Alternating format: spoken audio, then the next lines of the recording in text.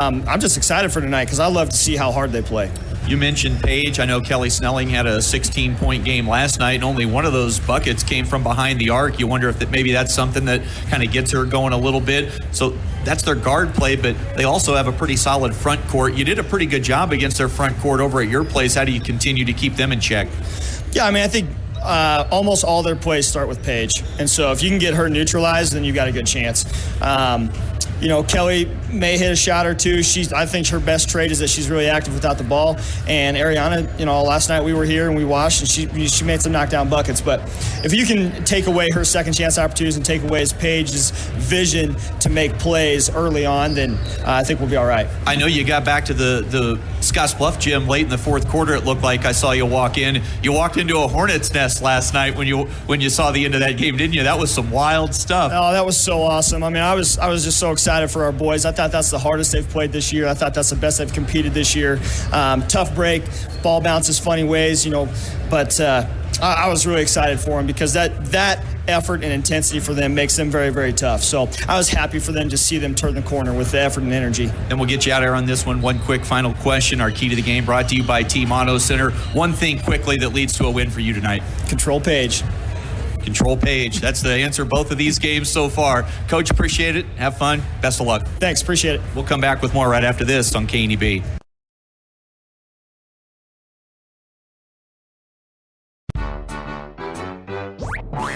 The kids need to run off some energy after school or too cold to play outside? Bring them to Planet Bounce at the Monument Mall. With many bounce houses, a concession stand, and the largest redemption arcade around, Planet Bounce has hours of fun. Call today to schedule your birthday party, or ask Ron about renting a bounce house for your party, office party, or corporate event. Open Wednesday through Sunday, Planet Bounce Family Fun Center at the Monument Mall.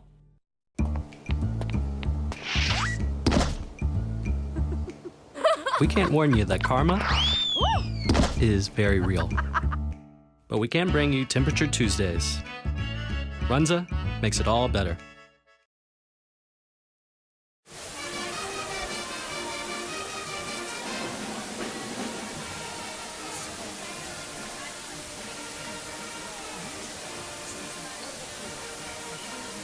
Back on the Platte Valley Company's pregame shows, we get set for big high school basketball doubleheader action tonight at Cougar Palace at WNCC. Gering and Scottsbluff. Girls game, of course, coming up first. Time to catch up with Gering girls coach Steve Lamb. Pregame coach's comments brought to you by The Zone at Scottsbluff Screen Printing. Coach, you got a home win last night against Shadron, always a tough team. You had them in your building. Overall, how'd you think the young girls played? I think we did a great job with a lot of energy. We hit them with just the right amount of traps, and half court we put some full court pressure on them at time, try to wear them down a little bit, and then we had quick help side defense. We just we didn't shoot the ball very well, but neither did they. So it was kind of a defensive struggle and battle. And, that's where I'd like it to be tonight as well. I saw Jeff's tweet after the game, said Kelly had 16, read a little bit in the paper this morning. I know she only hit 1 3, but for her to hit one outside shot, finish with 16, that's got to be a nice little confidence boost for her because you really need to get her going. Yeah, we really do. We talked to her about, if the three ball's not flying for you, that you can do other things, and she did last night. She drove to the basket and got fouled a few times. She got some points at the free throw line, which is important. Got a couple layups on steals, and a couple girls fed her. So, overall, I'd like to get a little bit more scoring out there. But, tonight I'd like to see a defensive battle. You're not going to probably outscore Scottsbluff a whole lot of games, and they got 2 or 3 really phenomenal kids that can shoot the ball on the perimeter. So, we got to get hands in their face and keep them guarded the whole game. I know circumstances are what they are, and that's kind of forced the game up here to the college. And, at the end of the day, it's a great atmosphere for high school basketball, but it sure takes away your home court advantage for a game like this. It really does, and I'm not thrilled about it, but it's a different venue. It's a 1-year deal, and it is what it is. We're going to have to go out and play. If you want to beat a good team, you got to defend, get after people, and, move the basketball. We didn't work against the 2-3 zone very well, and once they went to that, they kind of took control of the game, and so we've worked tremendously hard this week on the 2-3 zone. We've added some offense, some special set plays against the 2-3, so hopefully we'll have a lot more movement side to side, and we got to take advantage of our big kids. I think we got an advantage there, so we got to make sure that we don't force it in there, but we get it at right time and get the ball in there for the dive. If we can do that, then go inside out with our shots, maybe we can hit a few more threes tonight for ourselves. Coach, we'll get you out of here on this one with our key to the game, brought to you by Team Auto Center, home of the lifetime warranty there at Team Auto. Obviously, 71, 48, or 38, whatever it was the last time around, whatever it was a lot, and I know you weren't happy with it. How do you turn that around tonight and make this a win for the Lady Bulldogs? You know, it was through 3 quarters, it was pretty dang close, but, I think we let down, and they buried a bunch of threes and got some and-ones, and they just really finished the ball game well. We've got to defend. They've got, it all starts with their point guard, Garcia. We've got to, make sure that she's not penetrating and creating, and then Krentz comes off of screens and is wide open. We got to make sure she's not wide open. And hopefully we can not let them get in a rhythm. If they get in a rhythm, it could be a long night. Coach, appreciate the time. Best of luck here in a few minutes. All right, thanks, Chris. We'll come back with more right after this on KNEB. Regional West is one of 3 Level 2 trauma centers in Nebraska. We have all the resources here 24 hours a day to address any traumatic injury. From emergency medical services to advanced medical imaging and surgery to acute care and rehabilitation. It's comforting, though, that if an accident happens here, our families, our friends, our neighbors, and even we ourselves will get expert trauma care and rehabilitation services right here at Regional West. Think a utility vehicle should do more than take you places? So does Kubota. That's why our all-new Sidekick is built to do it all. Climb more, tow more, go more. Cross over to more today. Take your Kubota Sidekick home with no money down and 0% financing for 36 months. Your local Kubota dealer is Sandberg Implement in Gering.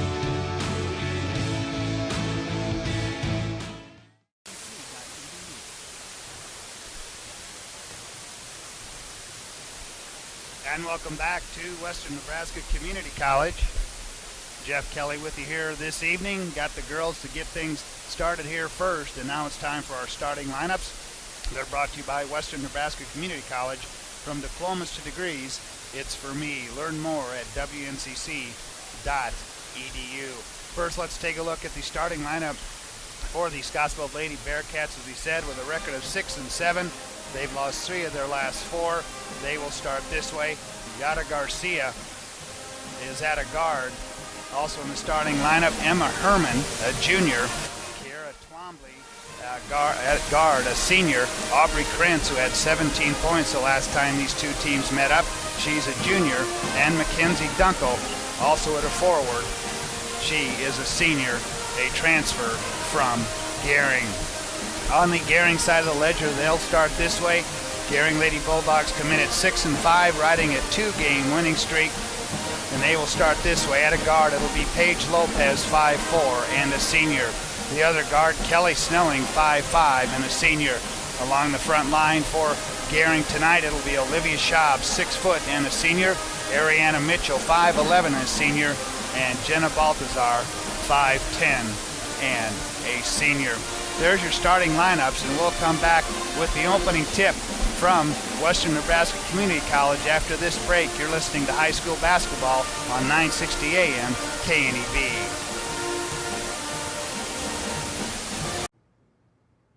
You never know when you'll need an extra French dip in Swiss. It could get lost in the car or eaten by a confused stranger. Stuff happens to sandwiches. That's why Arby's made you 2 French dip and Swiss sandwiches for just $6. For only $6, you'll always have a spare French dip and Swiss until you eat it.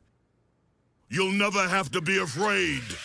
Arby's, we have the meat. One of the biggest events of the year. It's the 34th annual KNEB Farm and Ranch Expo, February 8th and 9th at the Scottsbluff County Fairgrounds in Mitchell. Show hours are 8 to 6 on Friday and 9 to 3 on Saturday. Free admission and free parking, and it all starts with a free breakfast on Friday morning from 8 till 10. For more information, including a complete list of vendors, log on to kneb.com. The 34th annual KNEB Farm and Ranch Expo in Mitchell, with your trusted voice in agriculture, KNEB. And welcome back to Western Nebraska Community College. Jeff Kelly with you here tonight as we get this girls game underway as they're getting ready to introduce the starting lineups. And Scottsbluff will be the road team. They will be in the black uniforms tonight with red letters and numbers trimmed in white. And Gering, of course, will be the home team. They're in the white uniforms with blue letters and numbers trimmed in ladies gold. and gentlemen, welcome to Western Nebraska Community College.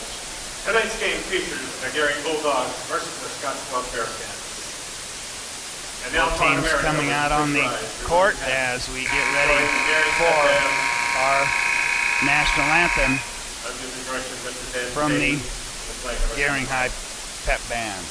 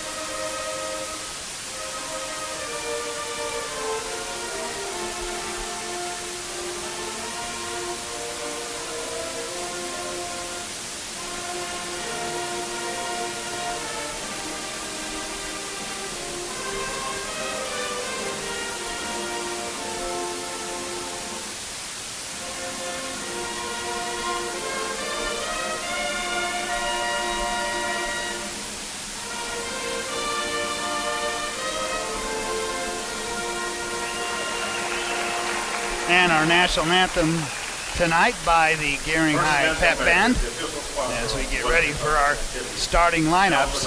Our officials for tonight's game, Paul Edens along with Jay Ayler and Adam Hurt. Number 5, Yana Garcia. And as the Scottsbluff starters, number 22, Kiara Twombly. the Scottsbluff Lady Bearcats being introduced. Junior, number 24, Aubrey Krenz. As Aubrey Krenz is introduced And a here forward, to the crowd. 5'9" is senior number 33, Mackenzie Dunkel. And Mackenzie Dunkel, the former And Gering High forward, Bulldog. 5'7" is freshman number 34, Brady Lockemer. And a David Paulus, change in that starting head coach of lineup. the It'll be Brady Lockemer starting in place of Emma Herman. She is just And now, the a starting 5'7" lineup for the Gering freshman. Bulldogs. As Starting at Gering guard, getting ready to 5'4" be senior introduced number here 5, Paige Lopez. tonight to the crowd. And a forward, 6'1" senior And number for 11, some of these Olivia seniors, Scott. all of these seniors that And are a on guard, the 5'4" Gering starting senior number lineup, 15, Kelly Schnelling.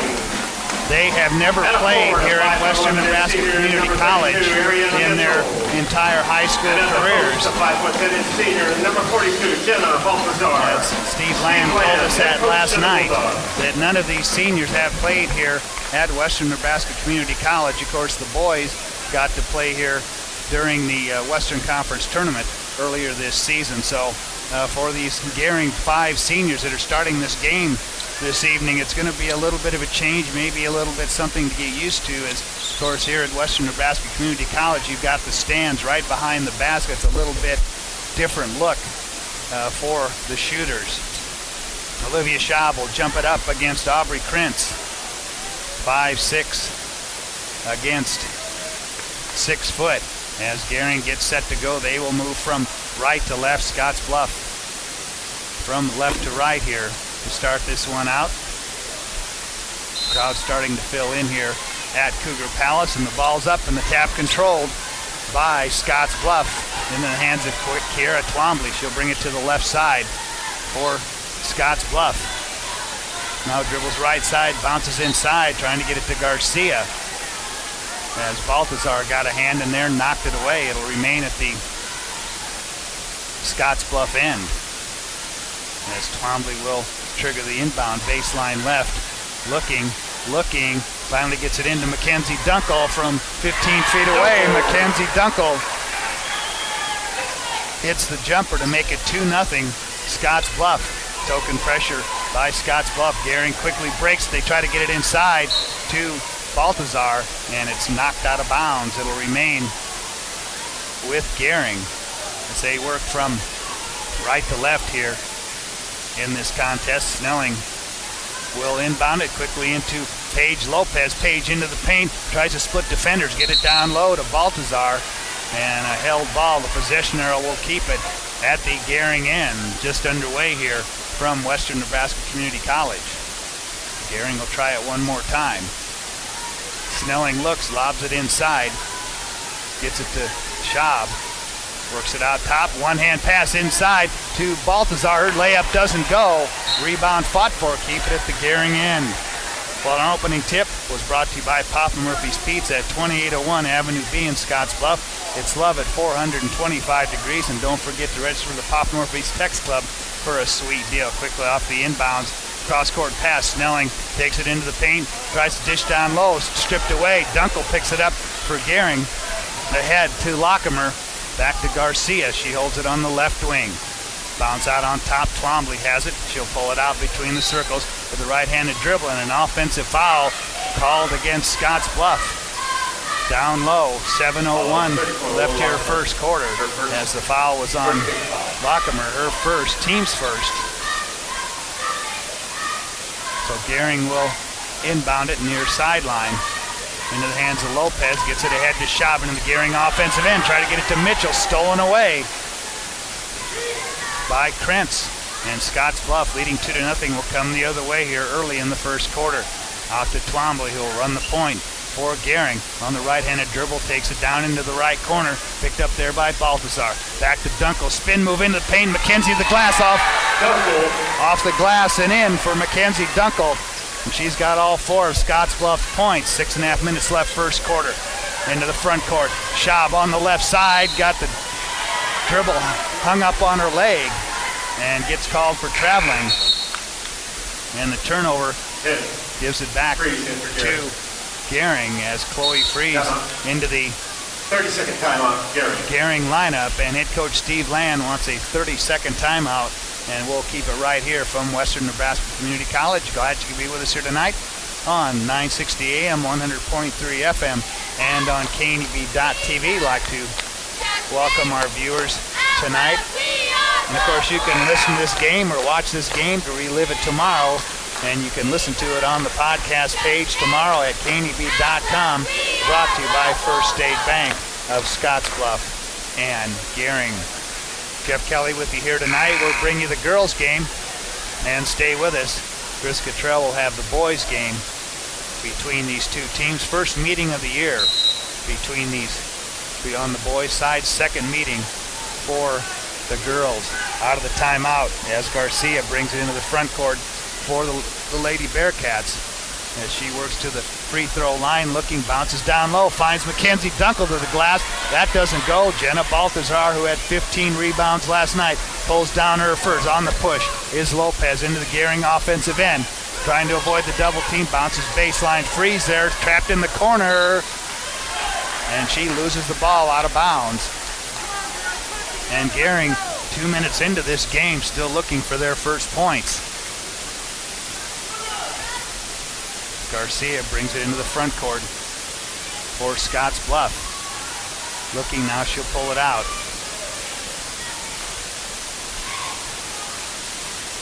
To Lockemer. Quickly to Krentz. Beyond the arc. Garcia holds it. Garcia on the right side takes it down to the baseline. Cut off there. Now starts to drive baseline.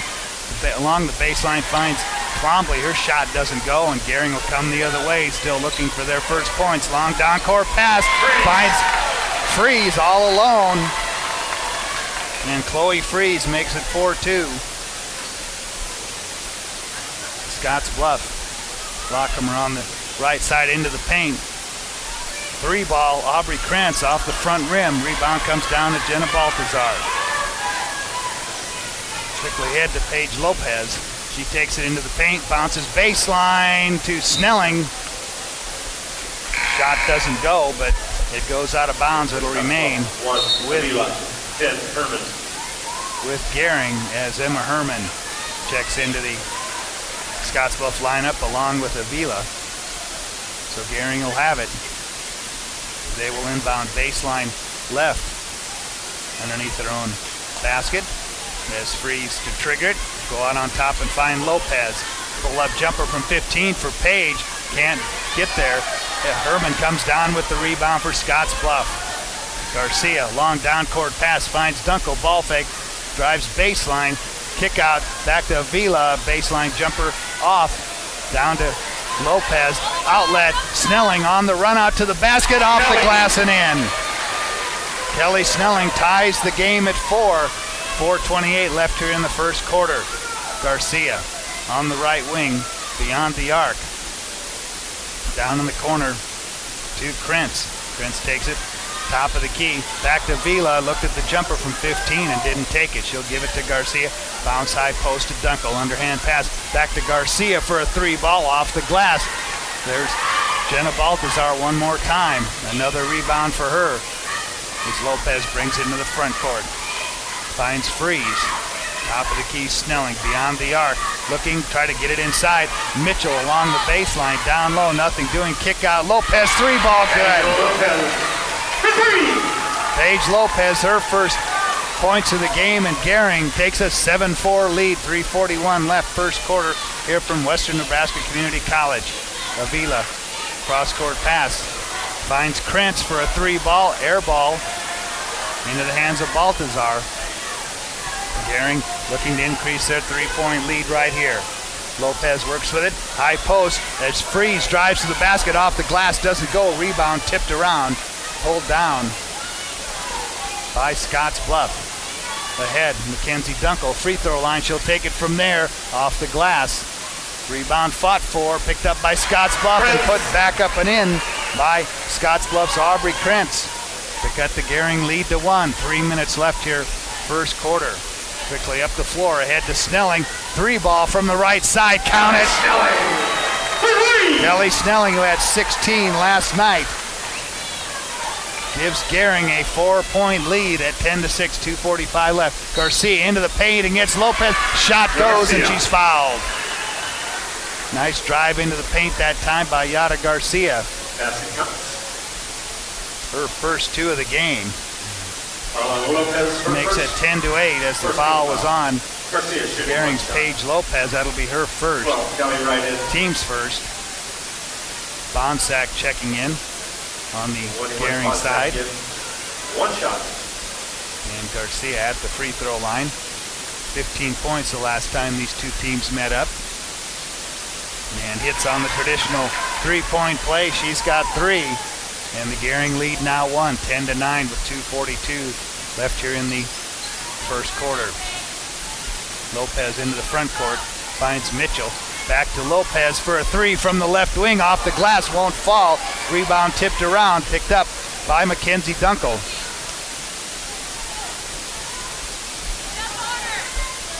As Garcia brings it into the front court. Gives it off to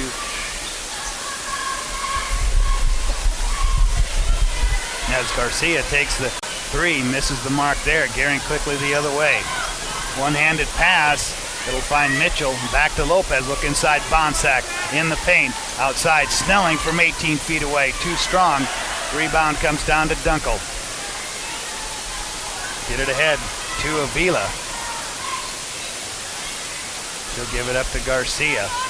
As Callie Wright into the lineup for Scottsbluff. Bounce high post to Dunkel. Mackenzie at the free throw line looking. Now she'll go down low against Mitchell to the basket and in. Mackenzie Dunkel with 6 points. And Scottsbluff takes the lead back. 11-10 with 1.5 minutes left here in the first quarter. Snelling as Avila got a hand in there. And that'll bring Krentz, Twombly, along with Rockemer back into the Scottsbluff lineup. Gering inbounds near sideline as they work right to left. There's Lopez, cut off. She went into the paint. Back outside to Mitchell. She'll drive baseline left side off the glass and in. Ariana Mitchell, her first 2 of the game. So we go back and forth. Gering takes the lead back with 1:10. Lockemer, pull-up jumper from 10, misses the mark. Rebound pulled down by Herman. Outlet, Twombly into the paint, pull-up, good. Twombly with her first 2 of the game as we go back and forth. Scottsbluff on top by 1, 13-12, 52 seconds left as Lopez brings into the offensive end for Gering, finds Freeze. Chloe will put it on the paint and go to the basket and throw it up. Shot doesn't go, but she'll draw the foul and go to the line to shoot 2. There's the foul on Mackenzie Dunkel, her first, team second, as Chloe Freeze steps to the free throw line for the first time tonight. Drains the first one, and we're tied at 13. Balthazar back in for Gering for Mitchell. 44 seconds left. As Freeze breaks the 13-all tie, and we've gone back and forth here in this first quarter. 14-13, Gering on top. As Emma Herman gets the pass, took an extra step off the pass from Twombly.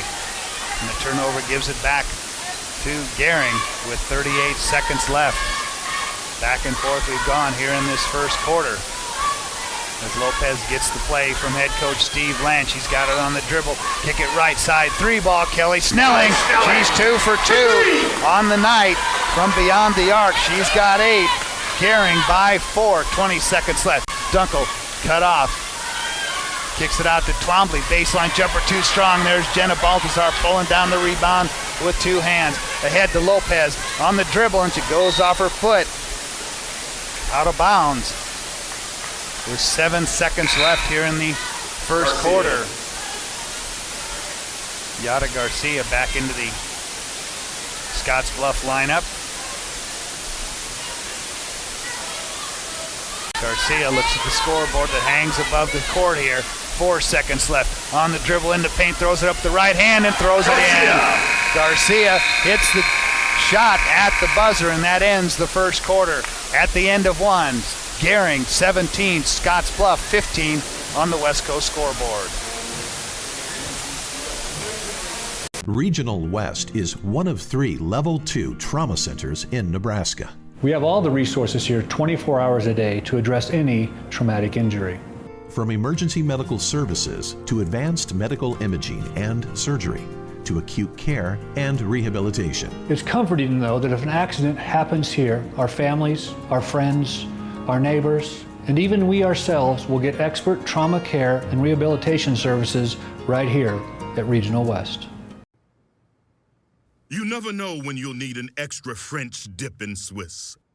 It could get lost in the car or eaten by a confused stranger. Stuff happens to sandwiches. That's why Arby's made you 2 French dip and Swiss sandwiches for just $6. For only $6, you'll always have a spare French dip and Swiss until you eat it. You'll never have to be afraid. Arby's, we have the meats. And back here at Cougar Palace on the campus of Western Nebraska Community College, Jeff Kelly in the Logos broadcast booth, stopping the logos, and the guys will custom design it, print it, and have it ready for the game. There's no job too big or too small for Logos in downtown Gering. Starting 5 on the floor for Gering to start this second quarter. As Scottsbluff has it to start this second 8 minutes, Garcia at the top of the key on the dribble into the paint, pushes it up and pushes it in. Back-to-back baskets by Garcia. And Gering's lead now, we're tied at 17 as the pass intended for Freeze knocked away into the hands of Avila all the way to the basket, and she puts it up and in. And Scottsbluff takes the lead back 19-17, 30 seconds in here to this second quarter. Gering with the ball, lob it inside to Balthazar, back out on top. They find Lopez. As Lopez looking for Mitchell, throws it away, and that'll give the ball back to Scottsbluff. Garcia into the front court for Scottsbluff. Goes to Callie Wright. Bounce cross court to Vila. 3 ball from the right wing. And Vila with 5. And a timeout taken by Gering. A full timeout, we'll take it with them as Scottsbluff leads it 22-17 on the West Coast scoreboard. At Elite Physical Therapy, we provide preventative and rehabilitative treatments that maximize function and promote well-being for patients of all ages. With 2 locations in Scottsbluff and Gering, we offer the convenience of you choosing your location with the same great services no matter where you go. Stop into one of our locations today, in Scottsbluff at 214 West 27th Street or in Gering at 10th and M Street, and see what Elite Physical Therapy can do for you. Treatment you need and care you deserve. At Platte Valley Bank, we understand that you have a busy life, and that means you don't always have time to come to the bank. That's why we offer user-friendly online and mobile banking with features such as iPay, recurring transfers, and mobile deposit. So you can bank how you want, when you want to. Whether you prefer to bank in person, over the phone, or online, Platte Valley Bank makes it easy to take care of your finances. A 5-0 run by Scottsbluff to start this second quarter gives them a 22-17 lead here. Out of the timeout, Gering with the ball as Snelling drives. Baseline right side, cut off by the double team, and she loses the handle. And another turnover for Gering. That will give it back to Scottsbluff. It was 17-13. Gering led by 4 at the end of the first 8 minutes. They go down in the corner to Callie Wright. Out on top of Vila. Bounce to the right side. Here's Garcia with it, picked up by Lopez. Drives baseline down low. Emma Herman against Baltazar, and Emma Herman off the glass for her first 2 points. 24-17, a 7-point Scottsbluff lead, their largest here in this first half. Lopez on the dribble, takes it down low against Garcia. Kick out quickly to Baltazar. Jenna cut off, back outside to Lopez. 3 ball off the back iron. Freeze rebound, put back. Chloe Freeze with the offensive rebound and put back for Gering. 24-19, just underneath 6 minutes here in the second quarter as Wright knocked to the floor as Snelling and Wright collided. The ball goes out of bounds. It'll go over to Gering as Macy Boggs into the Gering lineup and got her right thumb slammed in a car door, but she played last night in the junior varsity game, saw some action in the varsity game against Shadron last night. Gering girls came away with the win. Lopez on the dribble out front to Mitchell. Boggs has it, double team, bounce down low. Baltazar, Jenna goes to the basket, won't go. Rebound comes down ahead to Scottsbluff. Krentz holds it on the left side. She'll give it up to Garcia, who calls out the play for the Lady Bearcats. Fires a pass right side, now down in the corner. Kick it inside, down low as Garcia drives to the basket and scores. And she's fouled, and she'll go to the free throw line as the foul was on Paige Lopez. That'll be her second team foul as Garcia will go to the free throw line. Kelly Snelling back into the Gering lineup. Paige Lopez will take a seat on the bench. Garcia with 9 points here in this first quarter. Make it 10 as she hits the three-point play. 27-19. Scottsbluff by 8. Snelling tries to go down low, looking for Mitchell, and throws it away. And another turnover for Gering. And that'll give it back to Scottsbluff. Last night, Gering with only 15 turnovers in the win over Shadron. So Scottsbluff will have it, looking to make it a 10-point lead. Garcia brings it into the front court for the Lady Bearcats and finds Krentz Right back to Garcia. Baseline right side. Bounce across the baseline. Twombly, nothing doing. Outside to Herman. Work it around the outside of the arc to Garcia. She tried to bounce it inside to Dunkel, and it's kicked out of bounds. It'll remain at the Gering end as they work from left to right here in this first half. Twombly to inbound, quickly into Garcia. On the wing, bounce down low. Dunkel against Mitchell, tries to flip it up at the basket. It won't go on an off-balance shot, but McKenzie will go to the free throw line to shoot two. And the foul was on Kelly Snelling. She'll pick up her first. Team's third. As Mackenzie Dunkel, who had 9 points the last time these two teams met up, misses on the first one. She will get a second one.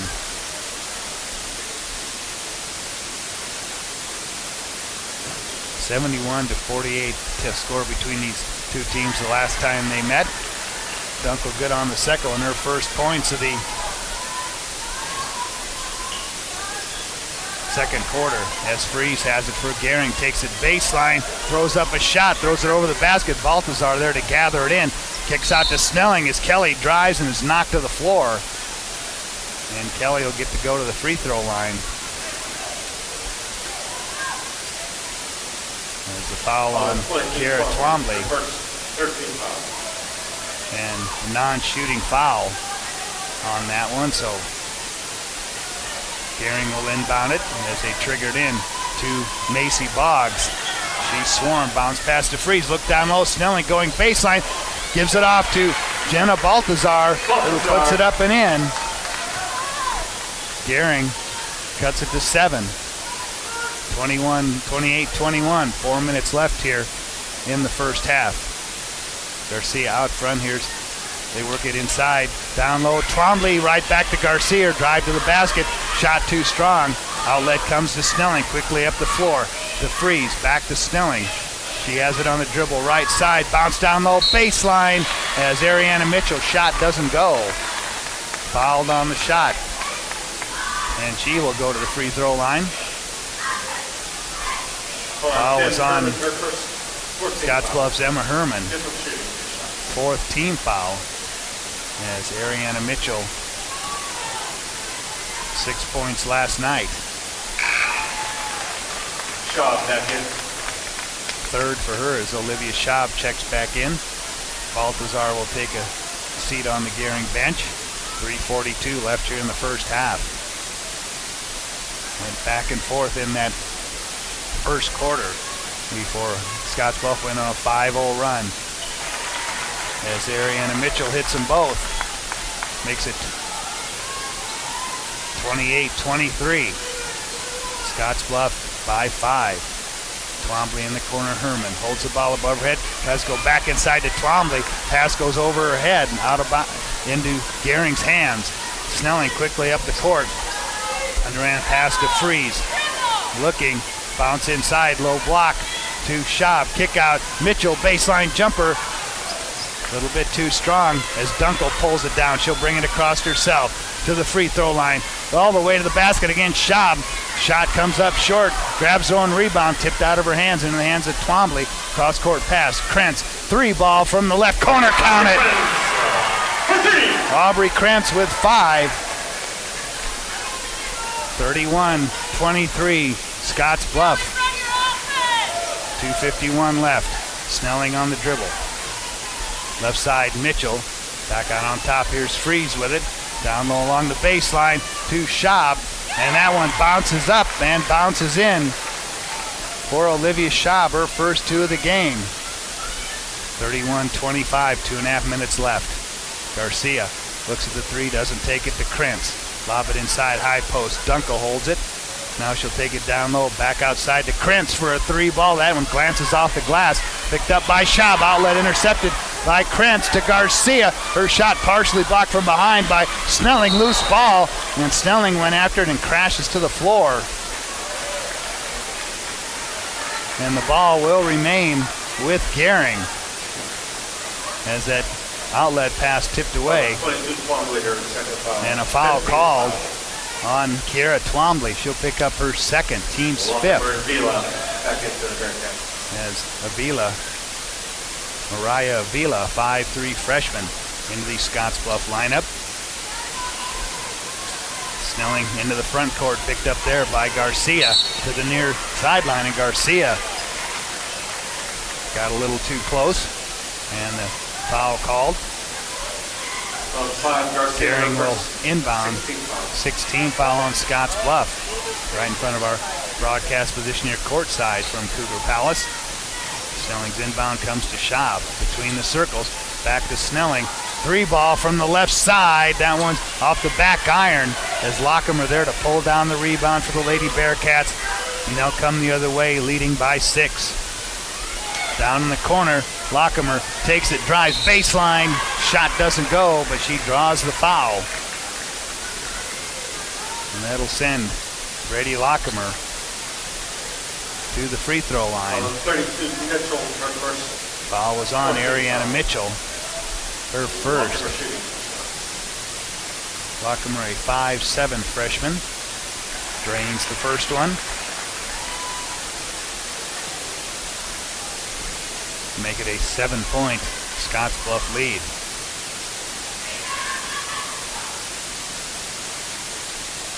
As they have a little equipment thing with Brady Lockham. Lockham, second free throw is up and good. Give her 2 points in the game.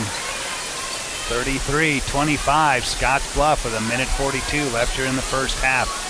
Macy Boggs running the point now for Gering. Picks up her dribble. Swarmed there by Garcia. To Snelling. Snelling drives left side. Tries to put it up with the scoop shot. Doesn't go. Rebound comes out. Picked up by Garcia. Long down court pass to Dunkel, and she can't handle it along the near sideline, and it goes out of bounds. And a turnover for Scottsbluff. It'll be Gering's ball as that brings Paige Lopez up off the Gering bench. She'll come in for Chloe Freeze. We will probably not see for Gering tonight either. We will probably not see Kiera Aguayo. She was injured in the junior varsity game last night against Shadron as she crashed into the padding at one end of the Gering gymnasium. Snelling for a 3-ball off the front rim. Rebound tipped around as Lopez tripped, knocked to the floor. She went after that ball. I think she got her feet tangled up with her teammate Ariana Mitchell. So we'll go back to Scottsbluff as we near the 1-minute mark. To right, or check that to Avila. Inside, Dunkel to the basket against Mitchell, off the glass and in. Kenzie Dunkel with 9. And it's a 10-point Scottsbluff lead as we count it down here in the first half from Western Nebraska Community College. Lopez into the front court on the dribble, bounces down low. Snelling cutting baseline, loses the handle, picked up by Scottsbluff. Krentz quickly, Avila, 3-ball left side, in and out. Rebound run down as Boggs tied up with Dunkel. Held ball, give it to Scottsbluff. Jenna Baltazar back into the Bulldog lineup. Ariana Mitchell will take a seat on the bench. So Gering with 31 seconds left. Will bring it across as Garcia will pick up Lopez as she brings into the Gering offensive end. Takes it right side on the dribble, picks up her dribble, looking. She'll bounce it, but the pass intercepted by Dunkel. McKenzie on the run out. Quickly to Krentz for a 3-ball left wing, and count that one. Krentz with 8. 38-25, Scottsbluff, 3 seconds left. Lopez with it, kick out. Schaub at the buzzer, won't go. And that will end the first half here from Western Nebraska Community College. At halftime, your score, Scottsbluff 38, Gering 25 on the West Coast scoreboard.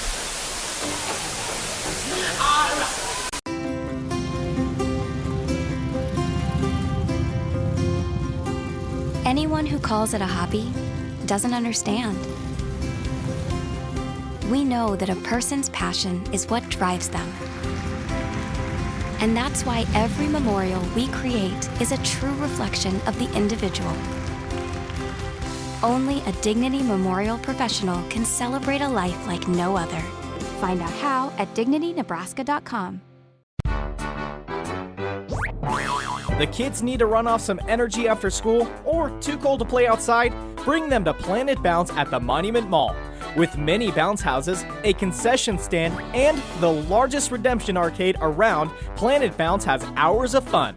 Call today to schedule your birthday party, or ask Ron about renting a bounce house for your party, office party, or corporate event. Open Wednesday through Sunday, Planet Bounce Family Fun Center at the Monument Mall.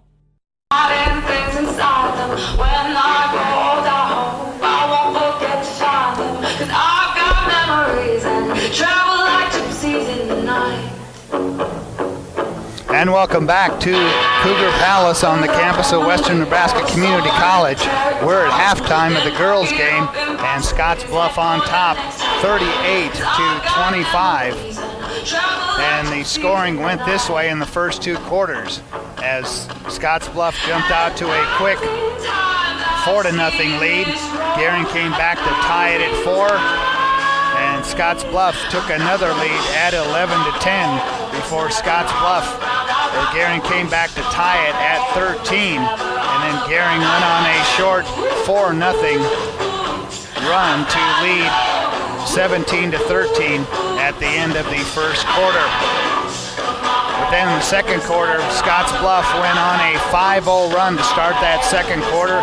They increased that lead to 7 points at 24-17, and from there on, Scottsbluff opened the lead to as many as 10 at 25-35, and now they've opened up a 13-point lead here at halftime from Cougar Palace, where your score is Scottsbluff 38, Gering 25 on the West Coast scoreboard. My big secret for designing a quality kitchen on a budget is J&K Cabinetry. They have all the great standard features that my clients love. Solid wood doors and frames, soft close doors and drawers, dovetail joinery. The quality is amazing. J&K Cabinetry has 17 beautiful locations, sells directly to designers, contractors, and dealers, and provides plenty of options for a semi-custom look. But the most important thing is having a satisfied client and just seeing how much they love their kitchen. J&K Cabinetry, a new kitchen around you. ZM Lumber in Scottsbluff, your local headquarters for J&K Cabinetry.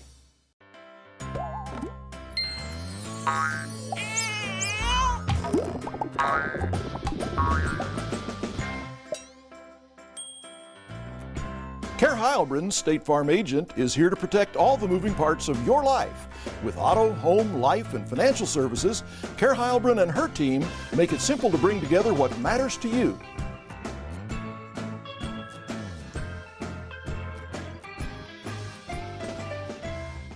And welcome back to Cougar Palace on the campus of Western Nebraska Community College. And it's time to look at the numbers brought to you by Arby's, the meat crafters throughout Western Nebraska and Eastern Wyoming. First off, for Scottsbluff, they were led in scoring in the first half by Yara Garcia with 10 points. 8 points in the first half for Aubrey Krentz. She had 2 threes in that second quarter. 9 points for Mackenzie Dunkel. 5 points in the first half for Mariah Avila.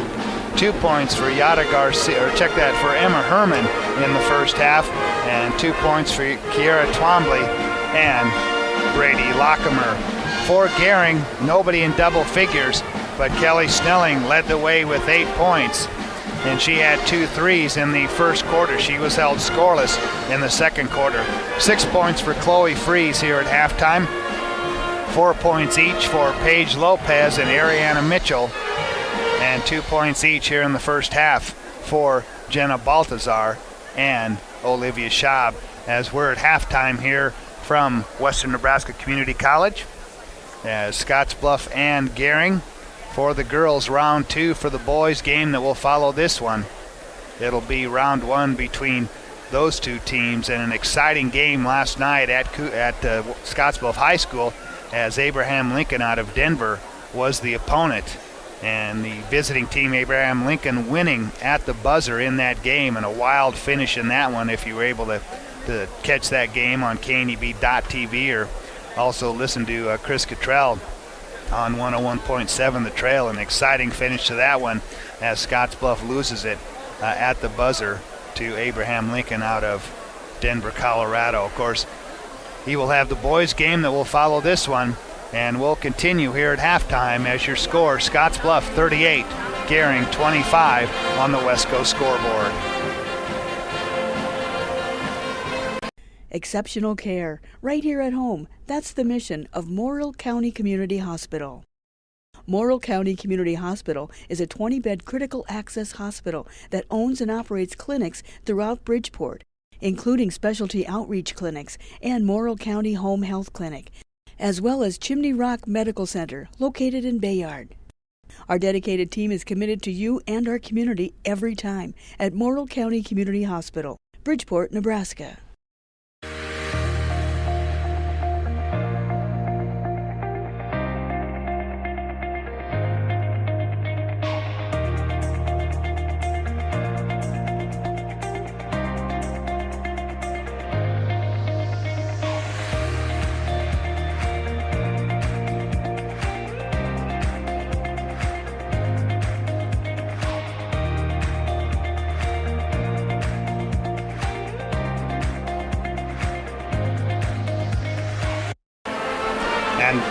Back here at Western Nebraska Community College, Scottsbluff leading Gering 38-25 as Scottsbluff outscoring Gering 25-8 in the second quarter alone to open up a 13-point lead here at halftime. Well, be sure to download the Elite Physical Therapy Sports app. It's the go-to sports app with the latest news and live scores. Plus, you can watch KNEB.TV and listen to KNEB Sports right in the app. Download the sports app in the Apple or Google Play Store or go to KNEB.com under the sports tab. You can also check out the Elite Physical Therapy live score stream. That's where we stand here at halftime as Scottsbluff on top, 38-25. Lady Bearcats out on the floor. Gering yet to come out of the locker room. So let's take another break as we're at halftime here from Cougar Palace. Scottsbluff leading Gering 38-25 on the West Coast scoreboard. My big secret for designing a quality kitchen on a budget is J&K Cabinetry. They have all the great standard features that my clients love. Solid wood doors and frames, soft close doors and drawers, dovetail joinery. The quality is amazing. J&K Cabinetry has 17 beautiful locations, sells directly to designers, contractors, and dealers, and provides plenty of options for a semi-custom look. But the most important thing is having a satisfied client and just seeing how much they love their kitchen. J&K Cabinetry, a new kitchen around you. ZM Lumber in Scottsbluff, your local headquarters for J&K Cabinetry. Byers Realty would like to remind everyone that school is back in session, so make sure and watch for little ones in crosswalks. Be mindful of school speed zones, and take a second to double check for pedestrians and bicyclists. We want all of our young students to have a wonderful and safe year. Visit callbyersrealty.com or stop by the office on Avenue B, next to Bumper to Bumper. The Panhandle's best, Byers Realty. Community strong, community proud. We have what you're looking for.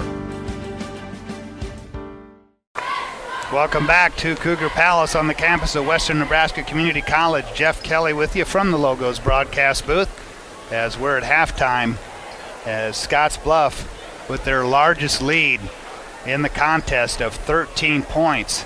They lead at 35-28.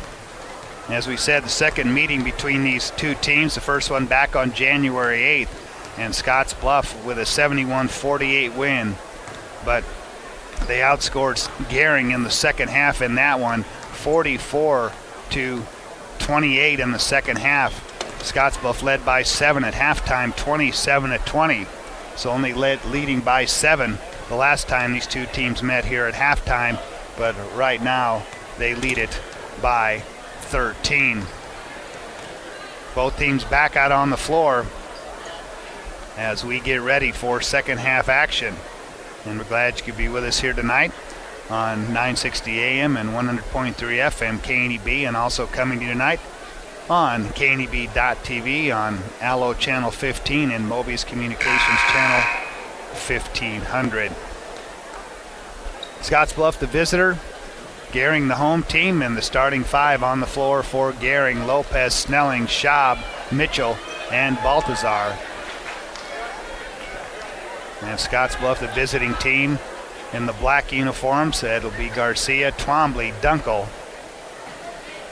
along with Krentz and Lockemer. And Lady Bearcats will have the ball as we're ready to get this third quarter, second half underway here from Cougar Palace. Garcia on the dribble as Scottsbluff will move from right to left here in this second half. Takes it to the left side on the drive against Mitchell, cut off. Down low, they go inside to Dunkel as Dunkel misses a shot, but was fouled by Olivia Schaub. And it'll be the first on Olivia, first team on Gering. Dunkel, the former Gering High Bulldog who transferred to Scottsbluff last year, or at the beginning of this year, drains that one for her 10th point. And now it's a 14-point Scottsbluff lead. Dunkel misses on the second one. Rebound fought for. Scottsbluff runs it down to Garcia. Bounces down low. Lockemer all alone, and she lays it up and in. Make it 41-25 Gering, just underway here, 30 seconds in, third quarter. Gering left to right. Lopez bounces, try to get it to Mitchell, knocked away, back to Lopez. Page to the basket, doesn't go. Baltazar offensive rebound, putback, misses the mark. Krentz pulls down the rebound. Outlet, Yada Garcia, ahead, Lockemer on the left side. Cut off, she'll get it back to Yada Garcia, down in the corner. Twombly holds it, looks, nothing there. Back to Dunkel to the free throw line. Twombly inside the arc, left side, off the mark, doesn't go. Rebound knocked around, loose on the floor. Held ball, that'll give it to Gering. As we're just underway here, 7 minutes into the third quarter. Here from Cougar Palace. Lopez will walk it into the front court. Picked up right there by Yada Garcia to Snelling. Looking inside, she finds Baltazar on the right side.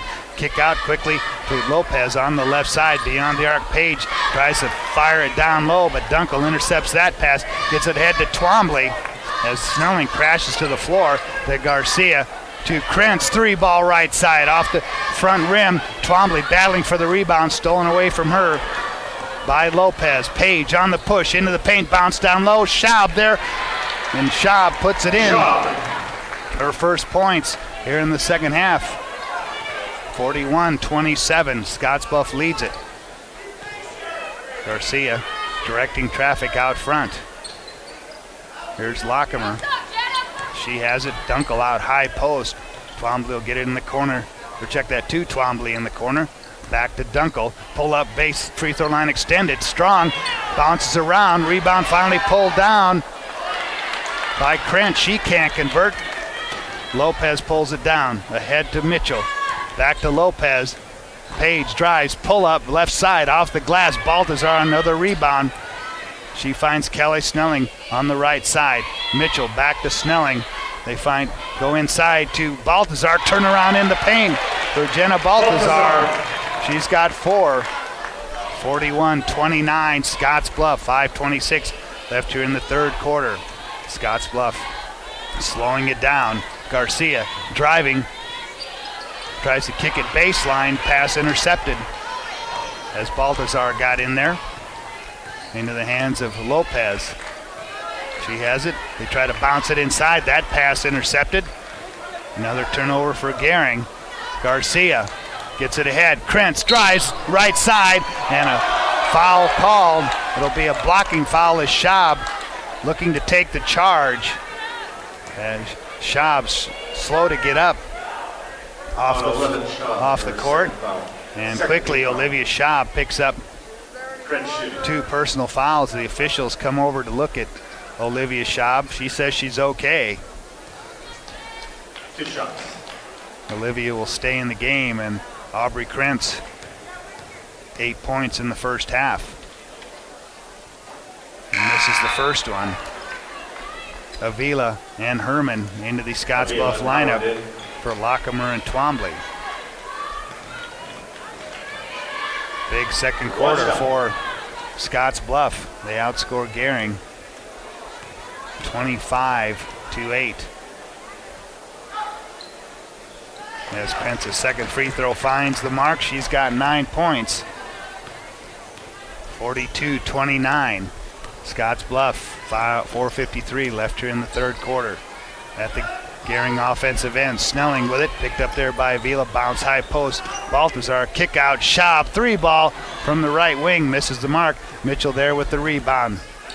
To Lopez on the dribble, tries to go into the paint, tries to throw up a shot, draws the foul. She tried to go in against Emma Herman and Aubrey Krentz. 24 Krentz. And they'll call the foul on Aubrey Krentz. She'll pick up her first team foul is Paige Lopez, who had a dozen the last time these two teams met up. Hits the first one.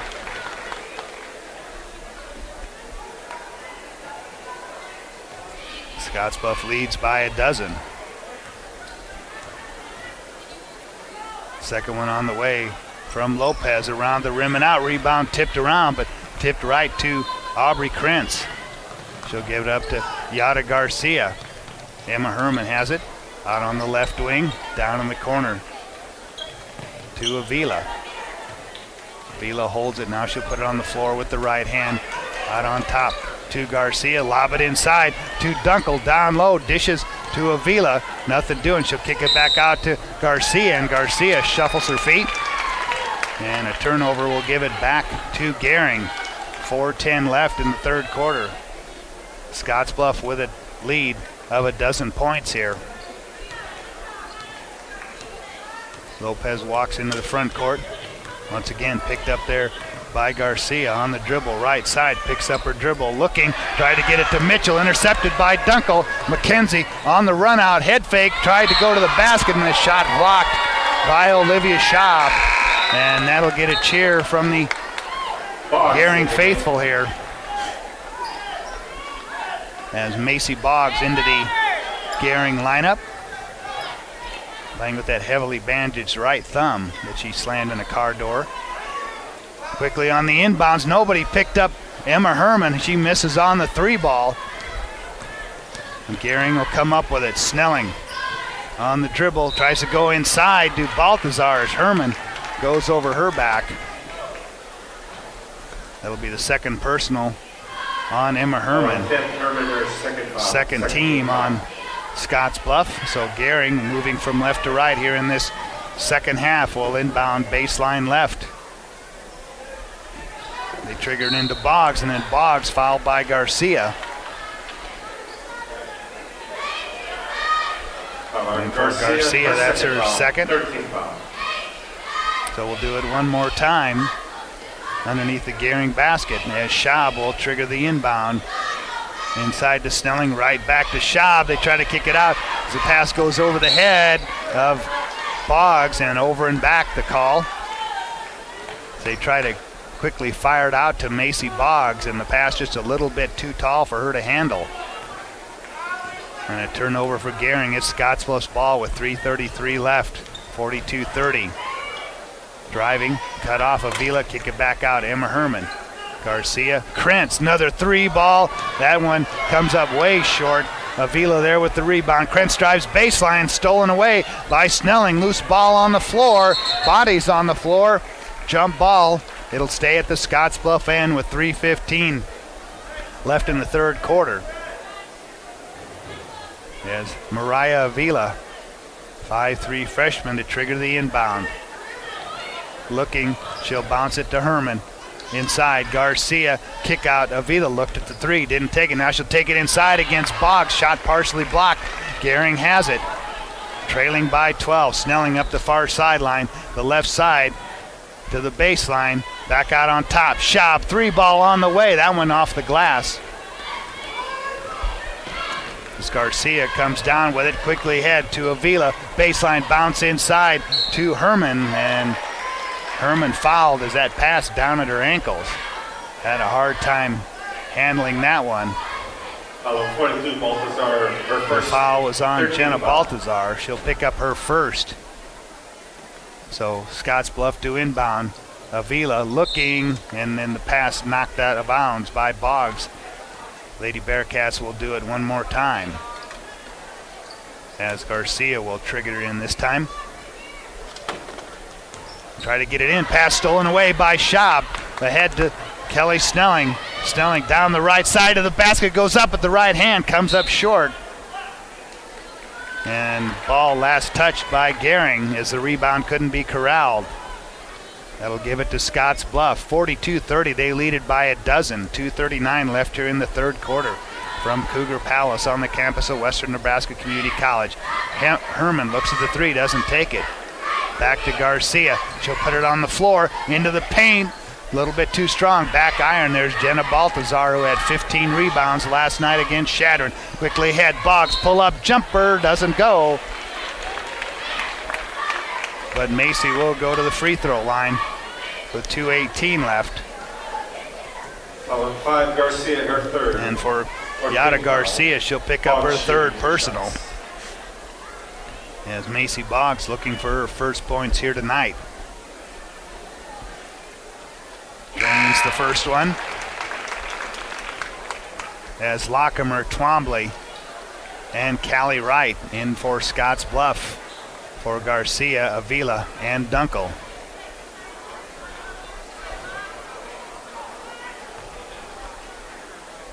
Trying to get it cut to a 10-point lead right here for Gering. And Boggs does so as she drains both of those free throws. 42-32, Gering by 10. As Krentz on the drive all the way to the basket, too strong. There's Baltazar with the rebound, hands it to Lopez. Lopez will bring it up. Quickly up the court, picked up there by Lockemer. Gets a high screen, works it right side. They try to go down low to Schaub, and it's knocked out of her hands. Keep it at the Gering end. Call the out-of-bounds play as Ariana Mitchell will trigger it in. To Boggs on the wing. One dribble, try to bounce it inside, bounces at the feet, and it comes right back to her. Back to Schaub inside Baltazar, double team, tries a turnaround, can't do it. Back to Lopez, whips it down baseline. Mitchell all alone to the basket, off the front rim, a little bit short. Baltazar rebound, put back, and she's fouled. Jenna Baltazar doing the work down low, the 5'10 senior, who, as we said, had 15 rebounds last night. Her third foul. And the third personal on Scottsbluff's Emma Herman with 1:42 left, and Jenna Baltazar, 8 points last night, drains the first one. Make it 42-33. Yes.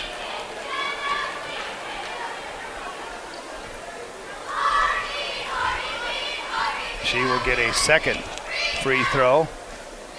Jasmine Howard checks in for Scottsbluff. It's a second free throw off. And Scottsbluff will come the other way. Krentz cross-court pass, Twombly down in the corner to Howard. To Avila. Krentz, who's near the 1 minute mark here in the third quarter. Jasmine Howard in the right corner, holds the ball, looking. Work it from right to left. Right. Takes it, now pulls it out beyond the arc. Free throw line extended. Scottsbluff working the ball. Lockemer tries to take it to the basket. Can't do so. She'll get it out to Aubrey Krentz. Krentz on the dribble with the right hand. Twombly on the right wing. She'll drive against Baltazar to the basket, and it falls in. Twombly with 4. 44-33. Scottsbluff by 11. Pull-up jumper. Lopez from 15, and Page hits it. She's got 6. 44-35. So we counted down here in the third quarter. Krentz from 15 feet away, rolls around, won't go. Baltazar Another rebound for her. And Gering will come the other way with 26 seconds left. Schaub whips it inside. Mitchell, turnaround jumper, misses the mark. Baltazar, offensive rebound, back to Schaub, baseline jumper, count it. Olivia Schaub with 6. 44-37, Gering's cut it to 7. 9 seconds left here in the third quarter. Krentz on the dribble, wide open 3. Misses the mark. As the rebound tipped around, it'll go to Gering with 0.6 seconds left. Paige Lopez checks the scoreboard. From the ceiling, long down court pass as Boggs run into by Lockemer as the inbounds pass comes in. And that will end the third quarter, but we'll have a foul on Lockemer. At the end of 3, it's Scottsbluff 44, Gering 37 on the West Coast scoreboard. The leaves are turning and the temperatures are cooling, so it's time to come harvest the deals at the Viera Wireless Fall Savings Sale. Right now, get your family high-speed, truly unlimited mobile data for just $35 per line with 4 lines. Prices have never been lower for unlimited data. Plus, trade in your current phone and get up to $500 off the latest iPhone and Samsung models. Those are incredible savings on the most popular and advanced smartphones. Don't miss out on our Fall Savings Sale. Hurry into Viera today. Across the state, every eye and ear is focused on one stadium where the sea of red is man-made. A place where every Saturday is a stage for our team, for our resolve, and for our values. It's toughness, it's dedication, it's work ethic. That's what Nebraska is. This is Husker Nation.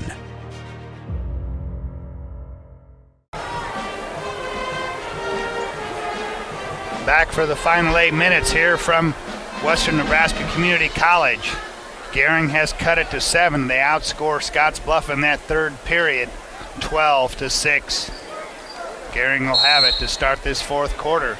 Kelsey Bonsack into the lineup now, along with Boggs, Freeze, Mitchell, and Lopez as Page has it on the dribble right side for Boggs. Macy nothing doing.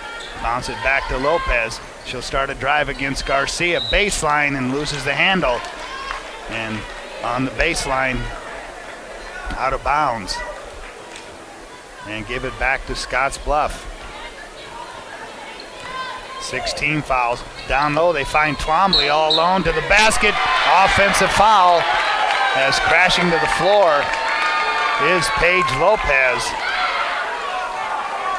And Twombly picks up her third personal foul.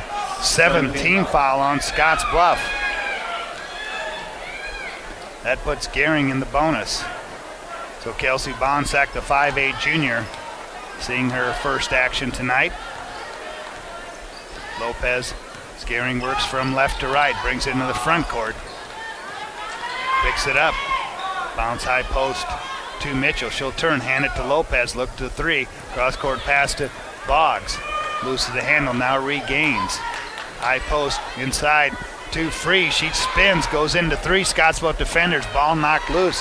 Picked up by Scottsbluff. Ahead. Here's Dunkel. Cross court pass to Avila. Bounce down low. Dunkel against Mitchell. She puts it up and in. Mackenzie Dunkel with her first points here in the fourth quarter. 46-37. Scottsbluff on top. Lopez on the dribble right side. Bonsack turns, hands it back to Lopez on the right side. Now Page will drive baseline. Shot a little bit too strong. Rebound put back. Mitchell doesn't go, but Chloe Freeze with the offensive rebound and put back. 46-39 Scottsbluff. Garcia on the drive, left side, goes baseline to the basket, doesn't go, gets her own rebound and puts it up and in. Garcia with a dozen points. 48-39. Scottsbluff trying to get that lead back to 10 as Freeze into the paint. Took an extra step. Krentz. And he'll give it back to Scottsbluff. Krentz in for Avila on the Scottsbluff lineup.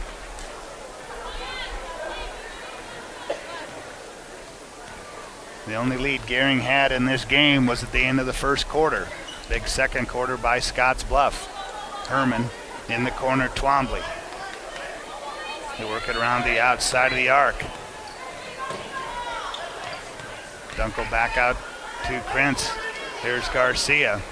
She'll hold the ball, set the Scottsbluff offense. Looks to three and doesn't take it. As Gering in a 2-3 zone, almost gets the turnover. They go down low to Garcia. She whips it to Twombly, who puts it up and in. And Twombly with 6 to make it 50-39. Timeout on the floor. Your score, Scottsbluff 50, Gering 39 on the West Coast scoreboard. Being an Allo customer just got even better. 3 times better, in fact. We've tripled our standard internet speed from 100 to 300 megs at no additional cost to you. This isn't one of those limited time offers that will melt away either. 3 times the streaming, 3 times the gaming, 3 times the uploading, all for the same price. Why? Because we love our customers. Allo, no gimmicks, no limits, no kidding, and still no contracts. Compliments for you and your home has got the latest decor. Come in today and see what you can create. Start with great home decor from Uttermost. Lamps, chairs, and vases for any taste. Need a little light for a more intimate feeling? Flameware is a recharging LED light that simulates candle flames. Rootworks bowls are hand-carved, one-of-a-kind wooden bowls you can't find anywhere else. Finally, for a little accent, try these leather and Western-style pillows from High End. Compliments for you and your home, downtown Scottsbluff. Out of the timeout, 50-39, Scottsbluff leads it. Gering with the ball. As it'll be Lopez, Baltazar, Schaub, Snelling, and Mitchell on the floor for Gering. The bounce right side, Kelly Snelling. She'll put it on the floor with the left hand. Takes it in midcourt. Gives it to Baltazar. She'll hand it to Lopez to the free throw line. Inside to Snelling. Snelling tries to go up. Shot doesn't go, but there to grab the rebound is Ariana Mitchell.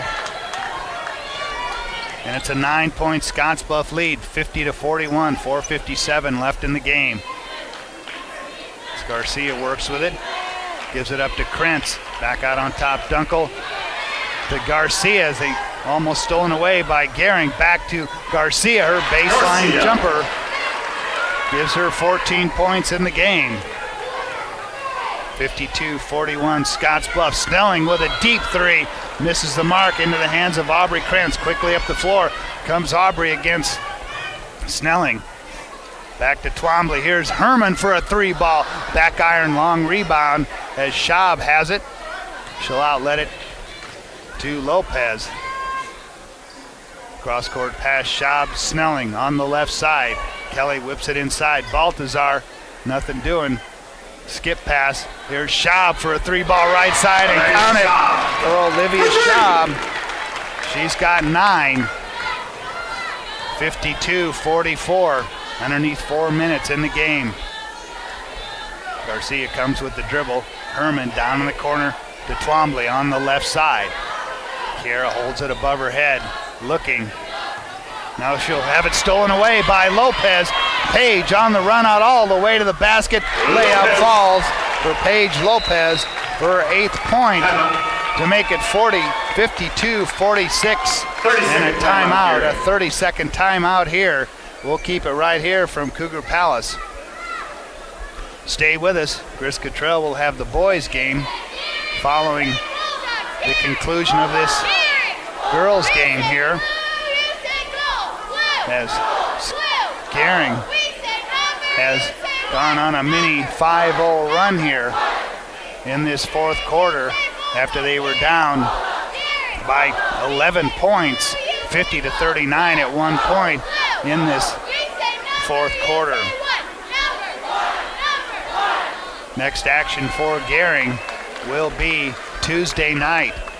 The boy-girl doubleheader as Torrington will come to town, and we'll have that one for you here on KNEB. And for Scottsbluff, their next action next weekend, they will travel to Rapid City. They will take on Rapid City Central Friday night, then turn around and host Rapid City Stevens on Saturday night. Out of the timeout. Gering has cut the lead to 6. Garcia into the front court as Scottsbluff works from right to left. Garcia pulls it out. Cross court pass Twombly.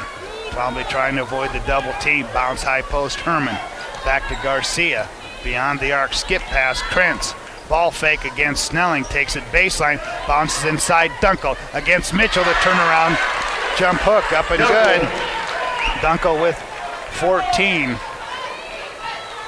54-46. Snelling on the drive. Baseline. And we'll have a foul. And on Kiara Twombly. 22 Twombly, her fourth. That'll be the 4th personal on her. 8th team on Scottsbluff. 1-1. So Snelling at the free throw line with 3 minutes left in the game.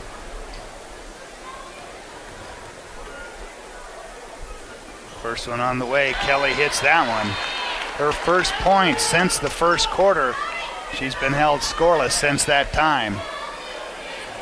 Make it 54-47.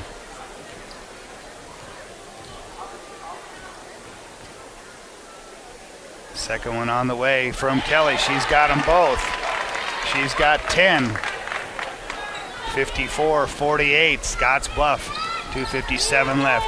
Garcia on the dribble, gives it up to Dunkel. They work it quickly around the outside of the arc. Krentz.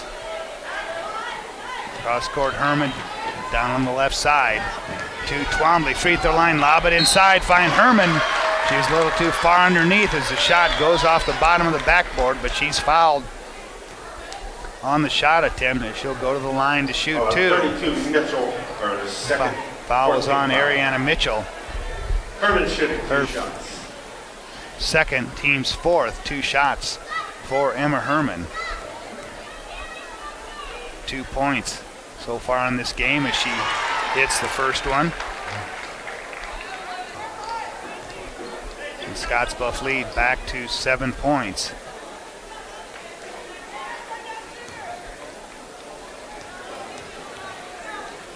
Second one on the way from Herman. That one in and out. Rebound tipped around. Dunkel comes down with it. Back to Emma Herman from 18 feet out, and she drains it. Emma Herman with 5. And a 9-point Gering lead. Or check that Scottsbluff lead with 2:26 left. Lopez outside to Snelling. Quick trigger on the 3. High off the back iron. Won't go. Rebound comes down to Snelling. She controls it. Now it's loose, picked up by Herman as traveling called on Scottsbluff. And the turnover will give it to Gering with 2 minutes and 11 seconds left. Snelling to trigger the inbound. Baseline right, quickly into Schaub. Work at top of the key, Lopez. Page into the paint to the basket with the right hand. Off the glass, doesn't go. But Page will go to the free throw line for Gering. Foul was on Garcia. That'll be the 4th on Garcia. 4 for Kiara Twombly. And Paige Lopez, 7 points last night in the win over Shadron. Drains the first one. And can try and get the Scottsbluff lead back to 7 points here. Second one on the way. That one off the front rim. Rebound tipped around. Run down by Krentz. She gets it to Garcia. She'll bring it out of the pack. On the push. Scottsbluff with numbers. The runner by Garcia. Too strong. Rebound tipped around. Schaub. Long outlet. Snelling on the run out all the way to the basket. Layup up and good. Snelling with a dozen. We've got a 6-point ball game with 1:42 left as Dunkel fouled as she has it in the Scottsbluff offensive end.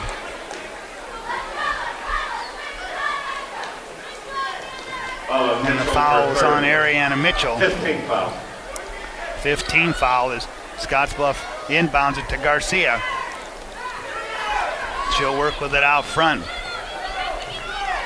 So we near the 1 minute 30-second mark. Krentz has it picked up, gets a screen from Dunkel. Nothing doing as Twombly pops out. Picked up by Lopez. Twombly has it, and she's fouled by Paige Lopez with 1:20 left in the game. 16 foul. 16 foul on Scottsbluff.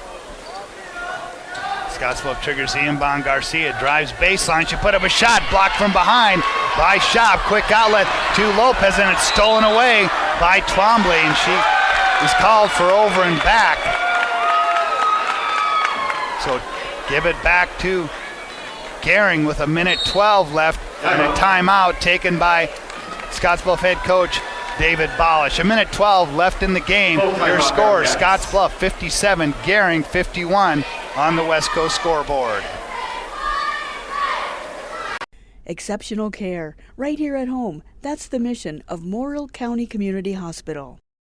Morrill County Community Hospital is a 20-bed critical access hospital that owns and operates clinics throughout Bridgeport, including specialty outreach clinics and Morrill County Home Health Clinic, as well as Chimney Rock Medical Center, located in Bayard.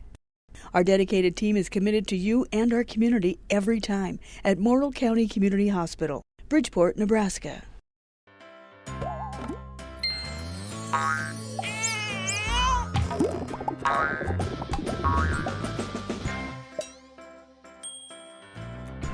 Care Heilbronn, State Farm agent, is here to protect all the moving parts of your life.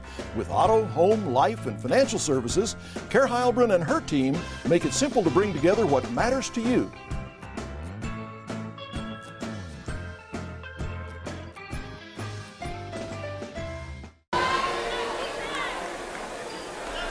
Minute 12 left in the game. Scottsbluff leads it by 6 points. Out of the timeout, Gering will have the ball. Schaub, Mitchell, Snelling, Balthazar, and Lopez on the floor for Gering. This Page will bring them the offensive end for the Lady Bulldogs. On the dribble, high post, Balthazar double team. She'll kick it back to Lopez. High pass, Page pulls it down. On the dribble, drives baseline against Dunkel. Tried to dish, nobody there. Loose ball picked up by Aubrey Krentz, and Scottsbluff going from right to left. Has it at their offensive end. The Twombly's run underneath a minute, 47 seconds left. Work it down in the corner. Krentz trapped in the corner. Now she'll try to drive baseline and bounces on off of Snelling. It'll remain with Scottsbluff. And a timeout taken by head coach Steve Land. We'll take it with him. 40 seconds left. Scottsbluff leads at 57-51 on the West Coast scoreboard. When was the last time you were at Teacher's Corner? We're now TC and more. Come see what you've been missing. Clothing, jewelry, flags, home decor, toys, American made. Stop in and see what you've been missing. TC and more, downtown Scottsbluff. My big secret for designing a quality kitchen on a budget is J&K Cabinetry. They have all the great standard features that my clients love. Solid wood doors and frames, soft close doors and drawers, dovetail joinery. The quality is amazing. J&K Cabinetry has 17 beautiful locations, sells directly to designers, contractors, and dealers, and provides plenty of options for a semi-custom look. But the most important thing is having a satisfied client and just seeing how much they love their kitchen. J&K Cabinetry, a new kitchen around you. ZM Lumber in Scottsbluff, your local headquarters for J&K Cabinetry. Scottsbluff will inbound at their offensive end. Baseline left. Twombly to trigger it in. Looking, she'll throw it clear out on top into the backcourt to Garcia. She has it there, picked up by Schaub. She'll bring it to the front court, bounce in the corner to Twombly. Back to Garcia, 32 seconds left. Krentz with it. Scottsbluff playing keep away, back to Krentz and whistling a foul away from the ball. As the foul was on. 15, on Kelly Snelling, her second, so that'll put Garcia at the free throw line. 7th team foul on Gering. As Yada drains the first one. 15 points for her. 58-51, a 7-point Gering Scottsbluff lead. Second one on the way, up and good, and it's an 8-point lead. Garcia with 16, 23 seconds left. In the corner, Schaub has it, loses the handle, throws it away as Herman picks it up. Out of the traffic comes Krentz, ahead to Dunkel, 12 seconds left. Twombly, she'll control it. 7 seconds left. Scottsbluff's going to come away with a win here. 3 seconds left. And Scottsbluff will go to 7-7 on the year. And a foul called with exactly 1 second left. Olivia Schaub, her third. And a late foul on Olivia Schaub, her third, with a second left.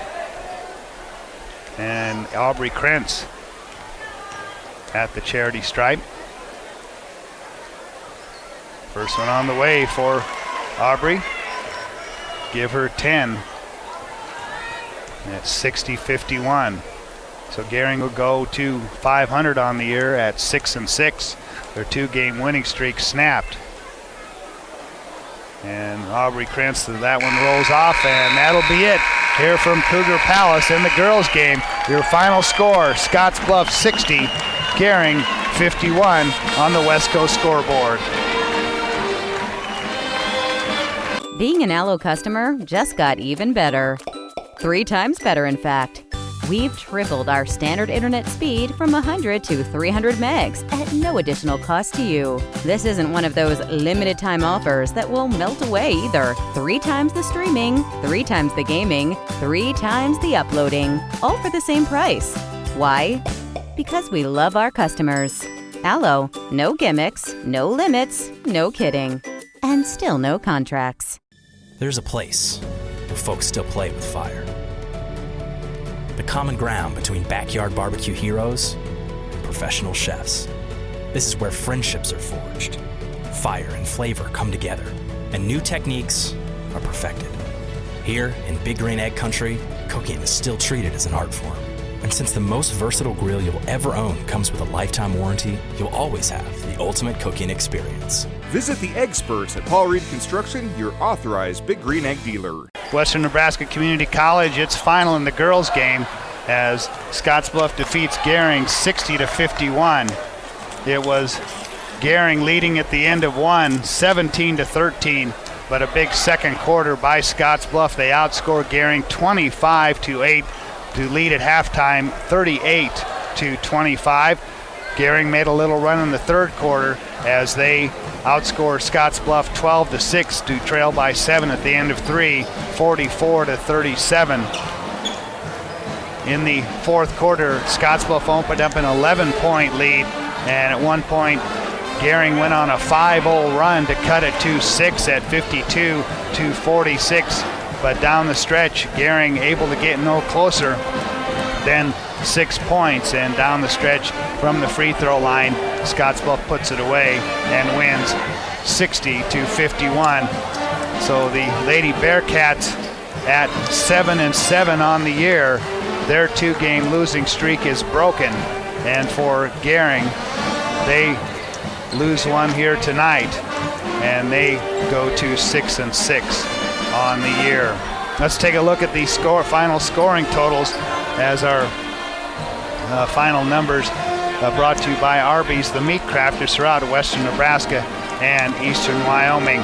First on the Scottsbluff side, double figures tonight for 3 players, led by Yada Garcia with 16 points, 14 points for Mackenzie Dunkel, and 10 points this evening for Aubrey Krentz.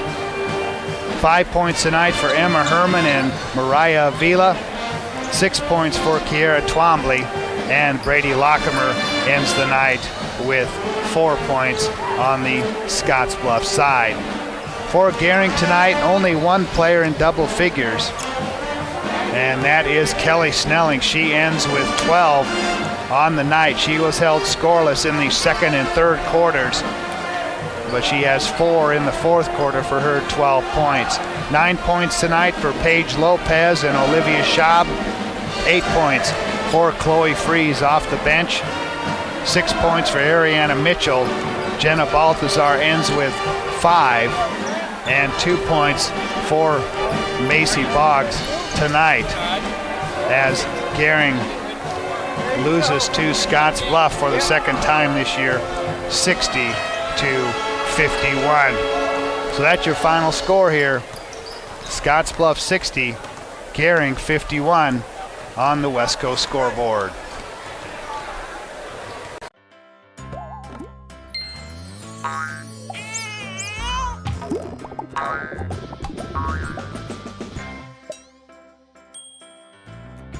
Care Heilbronn, State Farm agent, is here to protect all the moving parts of your life. With auto, home, life, and financial services, Care Heilbronn and her team make it simple to bring together what matters to you.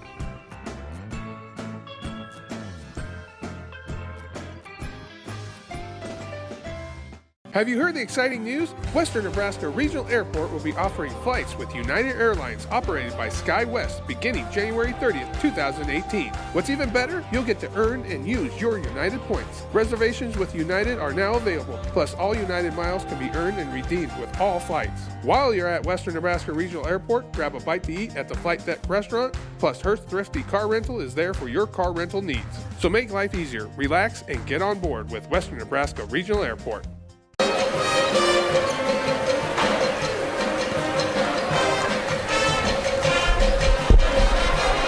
Back on KNEB.TV this evening, also KNEB AM 960 and 100.3 FM. Chris Cottrell sitting in now for Jeff Kelly. Great job from Jeff handling our girls' action tonight here at WNCC's Cougar Palace. You heard the recap moments ago. Gering girls and the Scottsbluff girls wrapping their contest up with Scottsbluff a winner tonight on the West Coast scoreboard. That final was 60-51. As we get set, we're about 15 minutes and change away from opening tip-off here with the boys contest. Of course, both these teams played last night. We'll start with the tamer atmosphere, if you will, over at Gering High, where the Bulldogs picked up their 4th win of the season as they got to 4-5 with a 73-61 win over the Chadron High Cardinals. That was a home game last night for Gering. Winner 73-61. Xavier Horse led the way with 22 points last night for the Bulldogs. Xavier Horse with the big night for Gering. Also in double figures, you had Riley Shields with 15, and Colton Ebers finished with 10. Jeff had that game last night, the boys and girls doubleheader over at Gering High. My location last night was the Wild contest, boys action only with Scottsbluff and Abraham Lincoln High School out of Denver. If you were there, you know what I'm talking about. If you watched it on KNEB.TV, you also know what I'm talking about. It was a wild night, 88-86, as Abe Lincoln won it on a layup at the buzzer. Josiah Diolas tied the game at 86-86 with a pair of made free throws with 4.9 seconds to play in regulation. No timeout taken by Abe Lincoln. They inbound the basketball to Ty Foster, their outstanding guard. He went coast to coast and dished it off to a teammate, Josh Perez, on the right block with about 0.5 to play. Got it up off the square. Shot got away in time, fell for the game-winning bucket. Wild scene ensued with a celebration from Abraham Lincoln. And it was just one of those nights, and there's been a few of them over the years at Scottsbluff, but last night definitely qualified as one of those nights people in attendance or people watching are going to remember for a long, long time. In fact, we'll hear about that game. We'll hear about the Gering boys game last night as well. I caught up with both head coaches today, Scott Golian and Rick Winkler, over at the Gering High School gym when the JV games were going on earlier today. So we'll get to pregame coaches' comments on the way here in just a moment. Again, the final earlier in the girls' game, 60-51, as Scottsbluff improved to 2-0 against their arch rival so far this season. Boys pregame coaches' comments on the way when we come back right after this on KNEB. The leaves are turning and the temperatures are cooling, so it's time to come harvest the deals at the Viera Wireless Fall Savings Sale. Right now, get your family high-speed, truly unlimited mobile data for just $35 per line with 4 lines. Prices have never been lower for unlimited data. Plus, trade in your current phone and get up to $500 off the latest iPhone and Samsung models. Those are incredible savings on the most popular and advanced smartphones. Don't miss out on our Fall Savings Sale. Hurry into Viero today. Being an Allo customer just got even better. 3 times better, in fact. We've tripled our standard internet speed from 100 to 300 megs at no additional cost to you. This isn't one of those limited time offers that will melt away either. 3 times the streaming, 3 times the gaming, 3 times the uploading, all for the same price. Why? Because we love our customers. Allo, no gimmicks, no limits, no kidding, and still no contracts. Back wrapping up pregame activities here tonight on KNEB as we get set for the boys matchup. Scottsbluff and Gering. Time to catch up with Scott Gullion, head coach for Scottsbluff, who I imagine has recovered from last night. Coach, let's take the win-loss out of it and just go from a pure basketball perspective. That was sure fun, wasn't it? Yeah, it was one of the more fun games I've been a part of. 2 great teams going and battling and going back and forth, making runs at different times and coming up with big plays throughout the game. Just unfortunately, they made one more than we did, and very happy with our effort and very happy with our team play and just getting going. That's what you've been looking for really since the opening tip of the season was that, and I think a lot of times what kids don't remember is playing hard and giving effort can make up for a lot of deficiencies and mistakes, and that effort shone through last night, and if you can get that, you're going to be in good shape. Yeah, if we can play with that type of edginess or chip on your shoulder a little bit, they knew they had to rise up to the challenge. They knew they had a good team coming in, and they were frustrated the way the season's gone a little bit, and it came out. They let loose and they had fun and competed their tails off. I think the great thing about tonight is coming off that type of emotional and physical draining performance, it's Gering and it's at the college.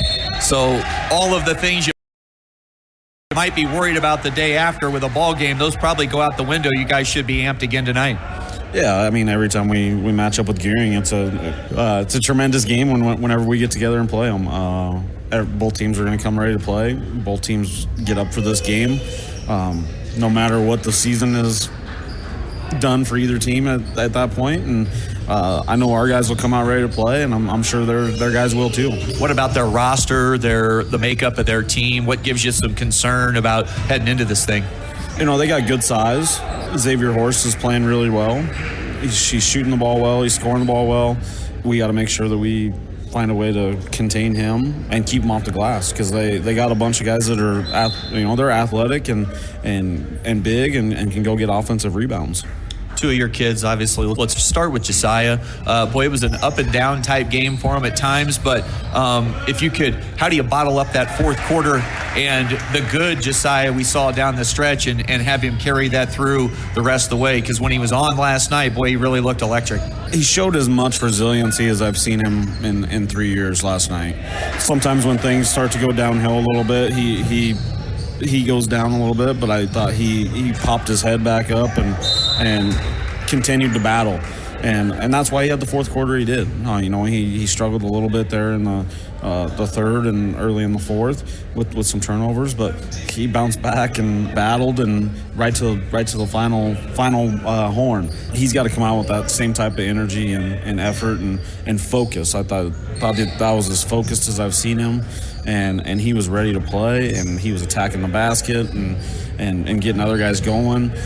So if we can get him to do that, he's going to have a tremendous season, and it's going to help us a bunch. Connor, 3 of the last 4 halves you played, he's looked like about peak Connor and looked like himself from a year ago. Yeah, Connor is playing like the Connor that we thought coming into the season. He's shooting with extreme confidence. He is playing like, he knows how good he is. When he does that, he's really tough to stop. He played under control last night, and he knocked down shots, and then he When he had the opportunities, he got to the basket.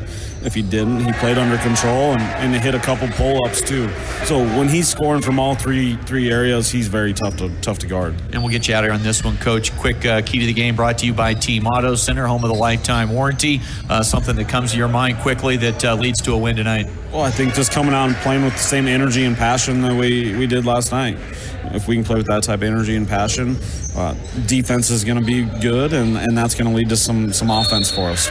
Appreciate it, Coach. Have some fun tonight. Best of luck. All right, thanks, Tristan. Tip-off coming up. We're back right after this on KNEB.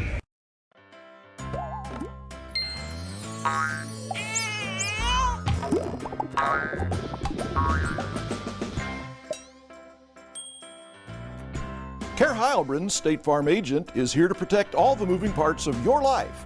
With auto, home, life, and financial services, Care Heilbronn and her team make it simple to bring together what matters to you.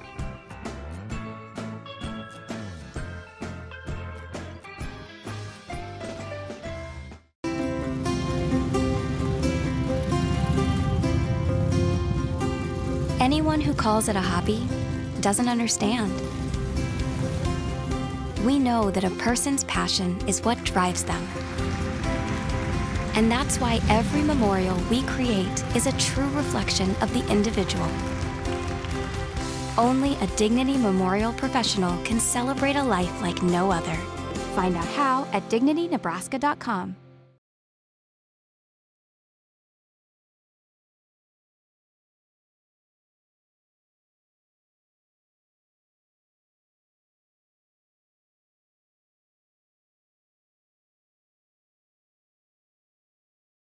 Back on KNEB this evening between games is girls matchup done here at the college. Get set for the Gering boys and the Scottsbluff boys coming up here in just a little bit. Catching up with Gering head coach Rick Winkler. Coach got a home win last night against Shadron. Always a well-coached, kind of tough-minded team. Overall, how'd you think you guys played? You know, at times we played pretty good. We started out pretty fast, and then I think we just didn't value possessions and play defense when we were up 27-11, I believe, and you know, we still had our runs and stuff, but I just think we didn't play a full game last night. But Shadron's a tough team. They made a lot of shots, and you know, the Russ kid in there is pretty tough to defend. And you know, when they're hitting threes like that, then that makes him even more you know, of a weapon, and that got him back in the game basically. Individually, who you think stepped up or played well for you guys last night?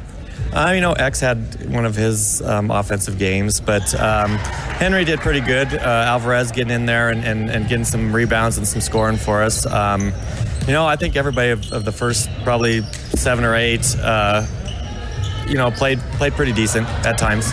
I saw where on Twitter, and Hunter told me after the game, Kyle got in late, knocked down a 3, and he's a kid who's a senior, works hard, comes to practice, you know, puts in the time. What's it like to be able to get him on the court and get him a moment like that? You know, that was very, very special moment. You know, you get in that situation and you're up. Usually you don't want anybody to shoot. You just kind of play it out and just hold the ball up top. But with Kyle in there, I was like, you know, let him go. And if he gets a shot, an open shot, let him take it. He missed a couple the last time he got in. So this one, as soon as it left his hands, I could tell it was going in. And the fact that how the bench reacted, you know, storming the court, and then the student section storming the court just tells you what kind of individual that Kyle is.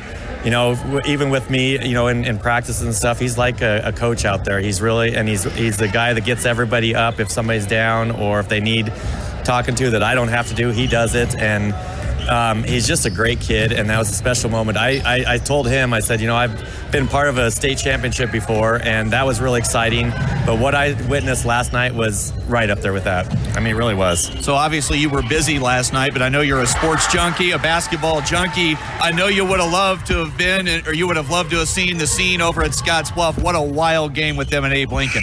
Yeah, I watched a little bit of it and seen some stuff on Twitter and the Facebook thing, but yeah, it looked like a very exciting game, and those games are fun to play in, fun to coach in, fun to watch, and we had a game here, but you know, it'd been fun to watch that one too, I guess. You've been through a lot of these Scottsbluff Gering matchups, whether as a dad watching Trey, whether as a dad Coach and Taylor over at Scottsbluff. So you kind of know the dynamics that go into, what has to take place to stay under control and do your best and keep your emotions in check. How do you portray that to the kids and make sure everybody's under control and focusing on basketball and not everything else?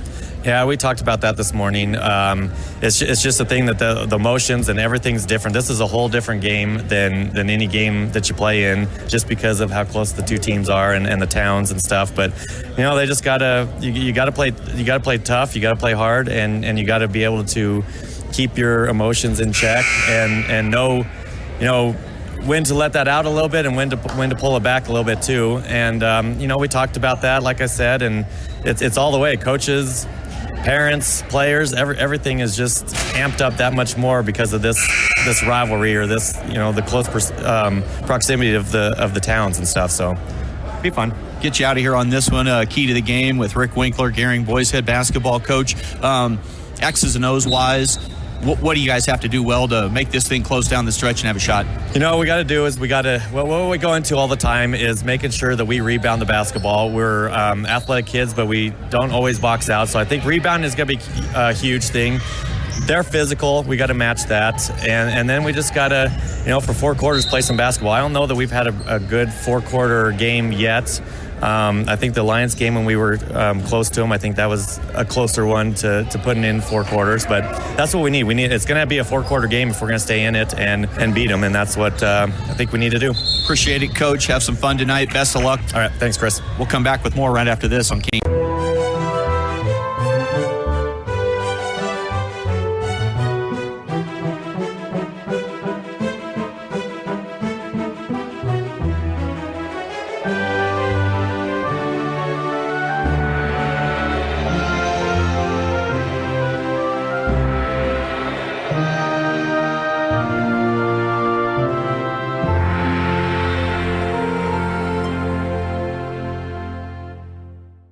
Why should you come out to Double O Country Store in Banner County?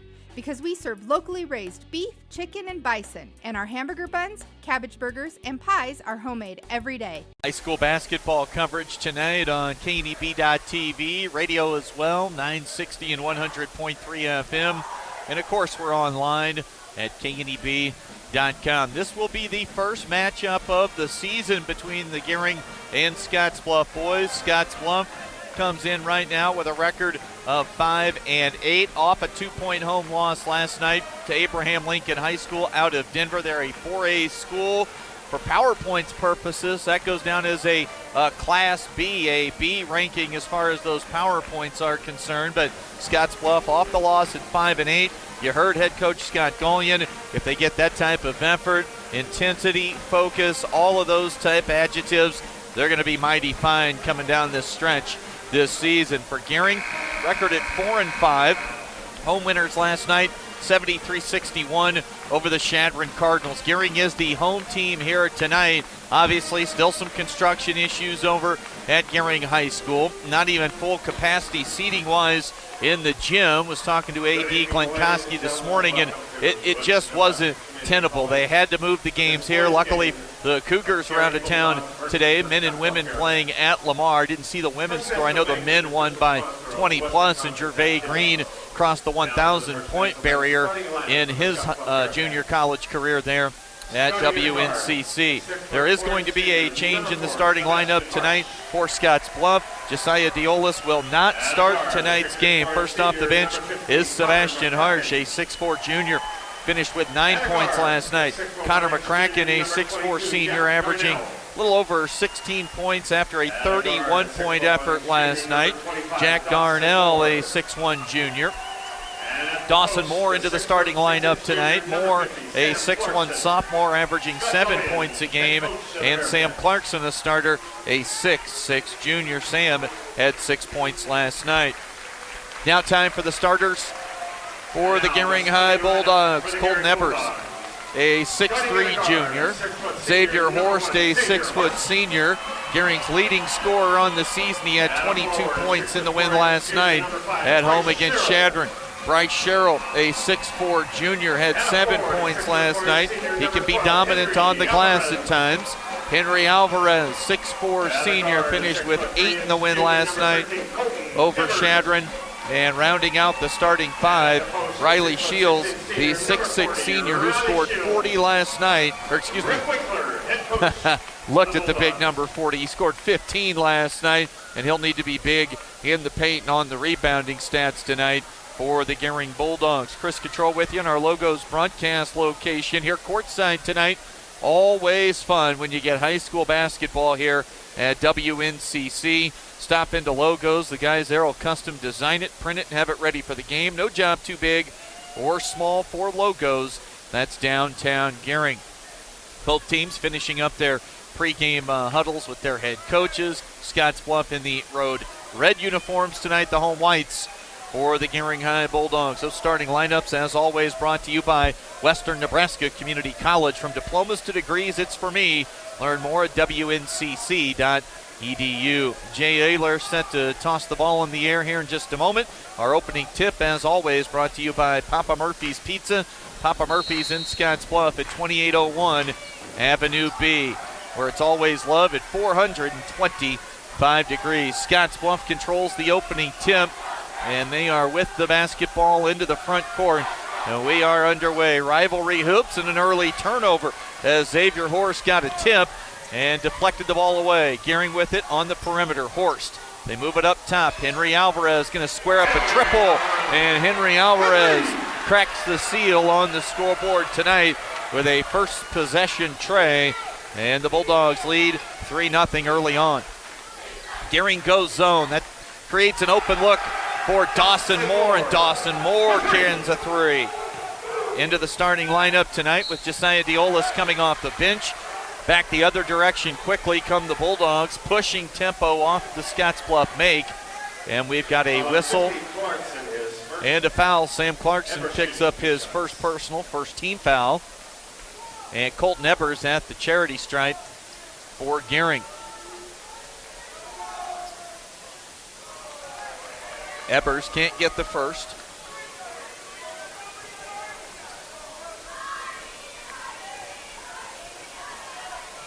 .7:17 to play in the opening quarter. Even at threes here in the early going. Scottsbluff into the front court. Dawson Moore has it up top. One-handed feed into the corner right side to Jack Darnell. Connor McCracken. That zone will move his direction in a hurry.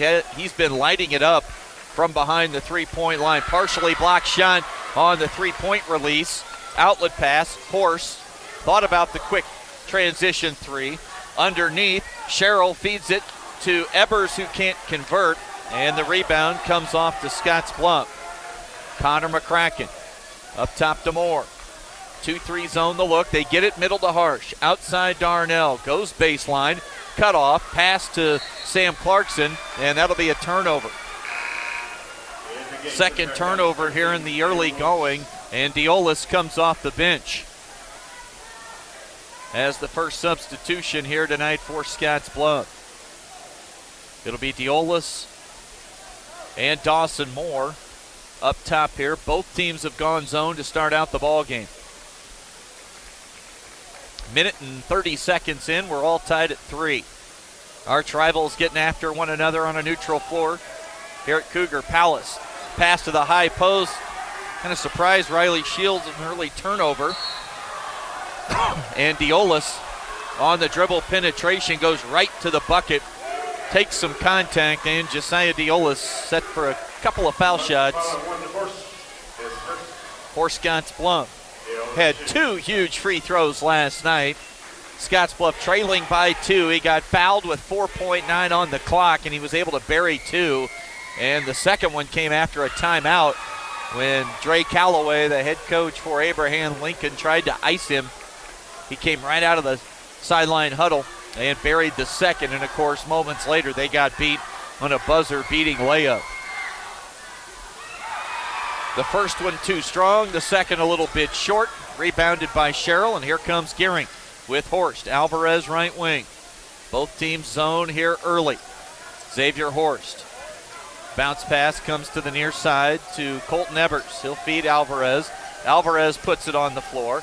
Lost it momentarily. Underneath, Ebers. Up high, offensive rebound goes to Sherrill. He's fading away, rims all the way around the iron, pops out, rebounded by Clarkson for Scottsbluff.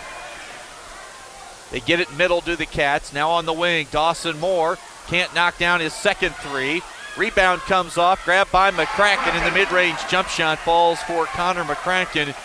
Absolutely looking like himself the last two games against Cheyenne Central and Abraham Lincoln. That three too strong from Xavier Horst. Scottsbluff leads 5-3 with 5 minutes and 20 seconds to play in the opening quarter. Deep along the baseline, McCracken takes the pass from Diolis and hits a triple. 5 straight for McCracken. It's 8-3 with 5:12 to play. It'll be a 30-second timeout. They'll keep it right here. 5:12 to play. Scottsbluff won the girls' game 60-51.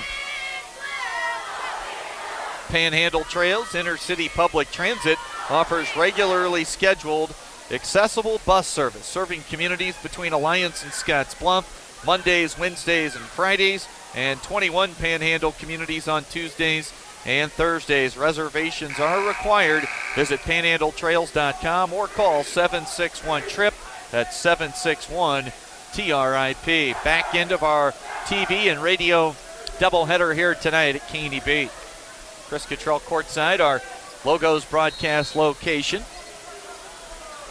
5:12 to play in the opening quarter.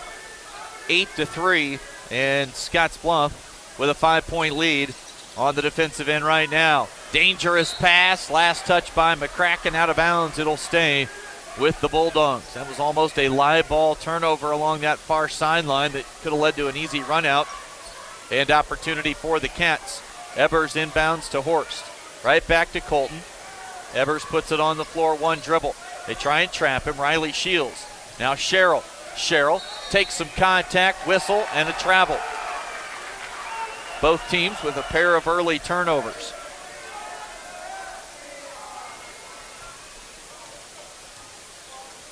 A little under 5 minutes to play in this opening quarter. Scottsbluff basketball. Pull up three, and woefully short that time for Diolis. Caught fire in the final minute and a half last night. He hit 3 threes with, I think, all three came with under a minute to play. Kept Scottsbluff in it. In fact, he really just dug him out of a hole on his own. And they almost got that thing to overtime last night. 8-3 underneath Shields. Easy bucket on the assist from Ebers. Riley Shields makes it 8-5. Scottsbluff with the ball now, leading by 3 after the bucket from the big 6'6 senior for Gering. Connor McCracken on the wing. They feed high post at the elbow. Good look from Sebastian Harsh. Fed outside. McCracken missed the three. O-board Harsh. A nice little underhand dump off to Chance Parker for the deuce. Scottsbluff leads by 5. Xavier Horst off the mark here early. Can't find the range from downtown. Scottsbluff trying to push. Numbers aren't there. Euro stepping his way to the bucket. Would not drop for Diolis. Reach in foul off the miss. And Josiah Diolis picks up a first foul of the game. Second team foul. Foul on 13, Diolis, his first second team foul. Jack Darnell replacing Sebastian Harsh. Cody Ferguson checked in moments ago for the Gering Bulldogs. His first appearance, their first sub off the bench tonight. 3:40 to play this first quarter tonight here at WNCC. Ferguson. Alvarez, Scottsbluff still zone. Ebers had it ripped away by Jack Darnell. 3 turnovers now committed by Gering. Into the front court. Going right to the rim. Diolis took some contact. He missed 2 free throws earlier.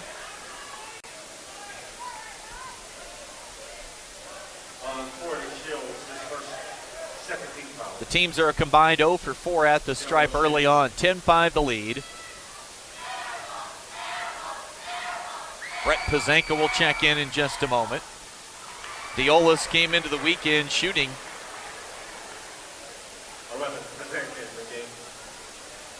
78% at the stripe. Lead at 6, 11-5.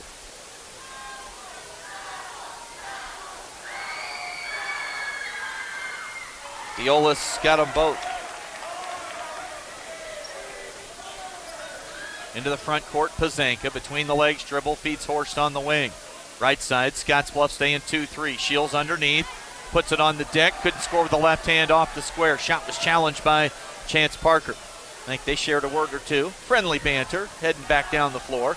Into the paint, on the catch now, left side wing. McCracken being defended by Ferguson. Matching up out of that zone.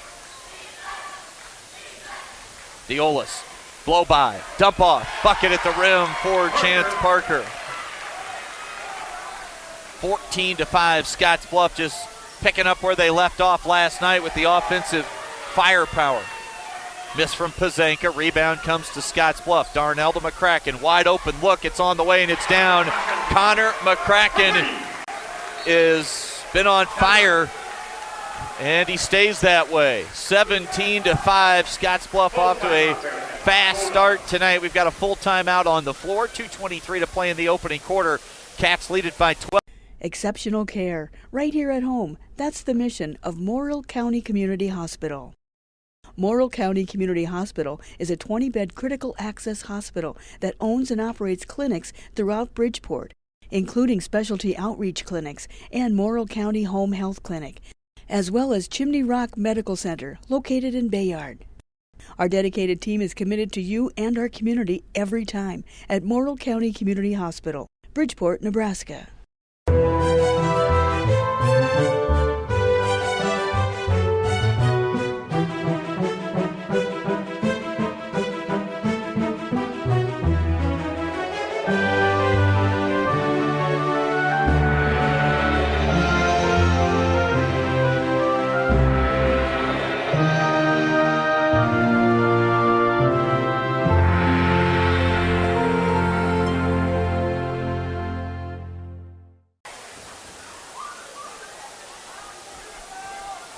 Glad to have you listening and watching here at KNEB for this evening. You can always relive our broadcast on the podcast page at KNEB.com, brought to you by First State Bank of Scottsbluff and Gering. First matchup of the year between the Gering and Scottsbluff boys teams. Scottsbluff girls made it a 2-0 start to the year against Scottsbluff with a win earlier tonight. That final was 60-51. Little trapping pressure out of the timeout for the Cats. Gering into the front court. Horst with the basketball. Scoreless so far, not anymore. They'll need him to really get cooking tonight to be in this thing. Xavier Horst's first 2 points in the lead for the Cats, back to 10 at 17-7. 1-3-1 the look right now as Gering's changed it up a little bit. They'll extend out on the perimeter. Now we've got a turnover and a walk called against Diolis. Third turnover on Scottsbluff. Each team with 3 here in the opening stanza tonight. Under 2 minutes to play in the opening quarter. Brett Pazanka handling the basketball into the front court for Gering. Dribble handoff to Horst.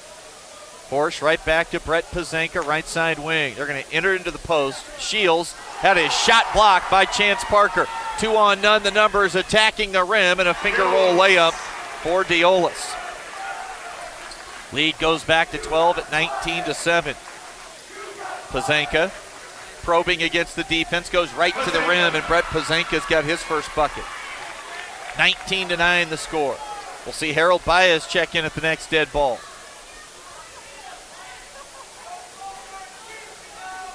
Scottsbluff scored 86 last night. They had 15 points off the bench. Baez had 3 of those. Missing from the right side corner, Diolis. Gering down 10. They've got the basketball. Into the front court, Horst. Horst off a screen. He's going to fire from downtown. There he goes. Xavier Horst getting it dialed in just a little bit. He's hit his last 2, and again, they're going to have him at near his best here tonight. 19-12. Skip pass. McCracken out of the corner. Shot blocked. Whistle. Jump ball. Possession arrow gives it to the Bulldogs.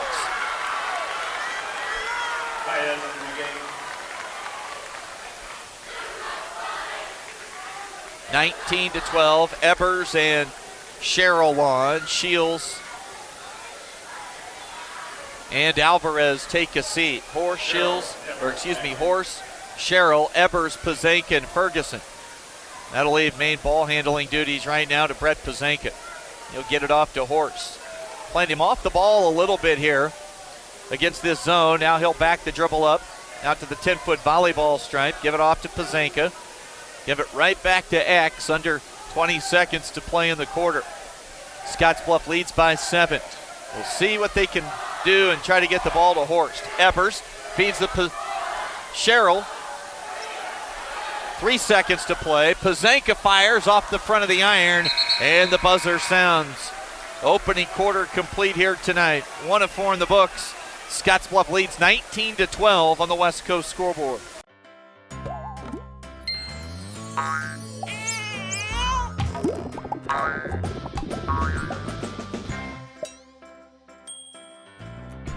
Care Heilbronn, State Farm agent, is here to protect all the moving parts of your life. With auto, home, life, and financial services, Care Heilbronn and her team make it simple to bring together what matters to you.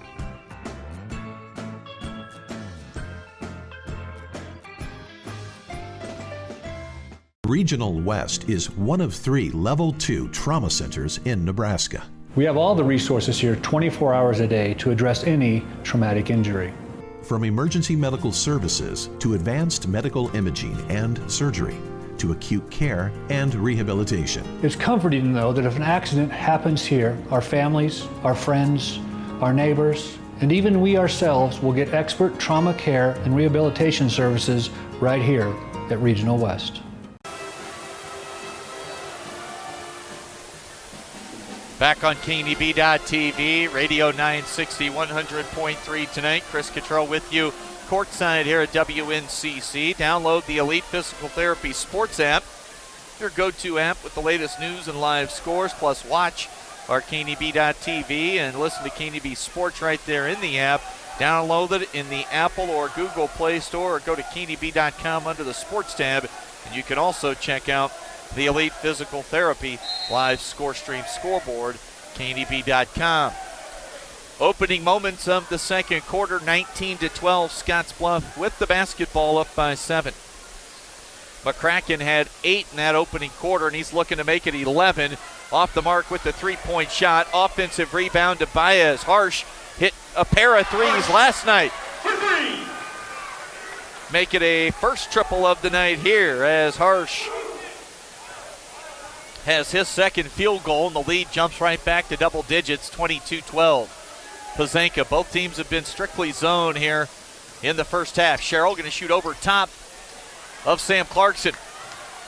Pops out of the on Sherrill into the hands of Harsh. Now Diolis.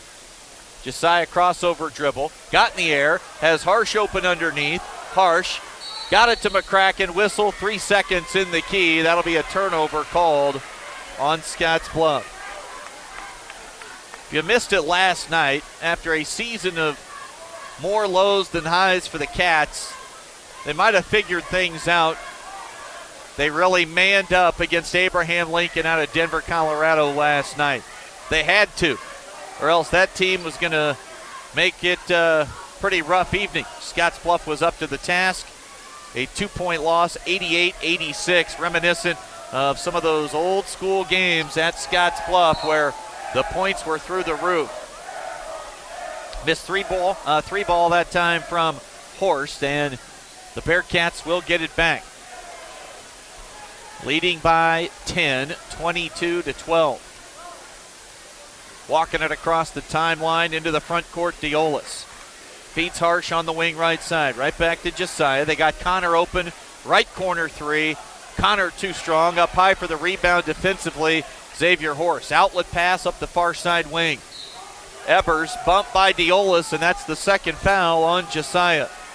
No hesitation from head coach Scott Gully, and he goes to Quentin Scott, the 6-foot junior, quickly, and Q will come in off the bench for the Cats as Diolis will take a seat with the 2. Oh no, they're going to take Connor out. Catch him a breather. So Diolis going to have to play smart right now with a 2. Sherrill on the catch. Sherrill, couple of bounces. Finds Ferguson wide open in the corner. That 3 falls for Cody Ferguson. Big shot. Gering back down by 7 now, 22-15. Nearly 2 minutes gone by in this second quarter. Quentin Scott, top of the key, Diolis. Multiple defenders near. Scott on the catch. He'll fire. That's high, off the iron. Speaking of high, up to get it, Colton Ebers. Now Pazenka dribbles middle. Going to attack the rim. Layup. Got it to go over Sam Clarkson. Brett Pazenka. He's been aggressive so far tonight, coming off the bench, and he's looked pretty good doing it. 22-17. Chance Parker going to come in just a moment for Scottsbluff. Diolis, now Harsh. Diolis open. 3 on the way. Long offensive rebound comes off to Scott. He's got an open Baez. Opposite corner. Harold Baez knows a little bit of something about this court. His older brother, Roy Bell, the men's assistant coach for WNCC. Harold's got a triple. Scottsbluff, both their field goals in this quarter from behind the arc. They've got 5 threes in the early going. Catching baseline. Unable to knock the shot down was Horse, Cody Ferguson. Johnny on the spot for the offensive rebound. Whistle and a foul. That'll go on Sam Clarkson, his second. 4th team foul. Diolis and Clarkson with 2 apiece. McCracken, Dawson Moore, and Chance Parker, wholesale substitutions coming for the Bearcats.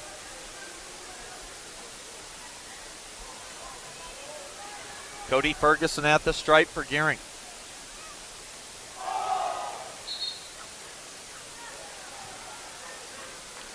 Unable to knock down the first. Baez, Clarkson. And who else checked out?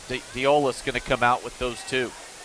As the 5 on the floor for each team right now. Scottsbluff, McCracken, Moore, Parker, Harsh, and Quentin Scott. For Gering, you've got Ebers, Pazenko, Horst, Ferguson, and Sherrill. Couple of misses at the line for Cody Ferguson. Loose ball, and we've got a whistle diving over top of the scorer's table. Was Cody Ferguson laying it all out on the line.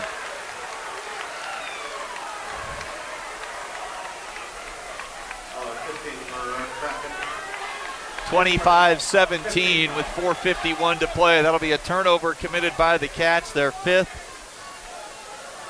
8-point lead for Scottsbluff. Gering trying to make a dent right now with the ball.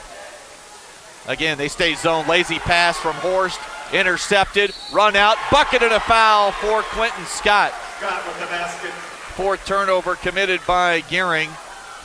Scott is sneaky quick on the defensive end. He has played a lot of basketball with this junior bunch from Scottsbluff. The Harshes, the Diolises, the Clarksons, the Parkers, the Scotts of the world. They've been playing together for a long, long time. Quentin missed the free throw in a bad way. He gets the basketball back after an offensive rebound. Cut off, pass deflected, and almost intercepted, but Dawson Moore tracks down the loose ball out near midcourt. McCracken left it a little bit short. O'Board, Parker. Good hustle play again. Ferguson diving everywhere. He touched it last. It'll stay with Scottsbluff. 4:17 to play. Opening half action. 27-17. Harsh plays it into Dawson Moore. Scott right back to Moore. That 1-3-1 working right now for Gering. A lot of movement. They throw over top. Scott gets it short corner left side. McCracken baseline drive. Athletic play and a strong finish at the 10 for Connor McCracken. He's in double figures. I said 10 TIN. He's got 10 points. Lead at 12. Biggest of the game right now for the Cats. Horst leaves it underneath. Gering basketball out of the corner. Ferguson.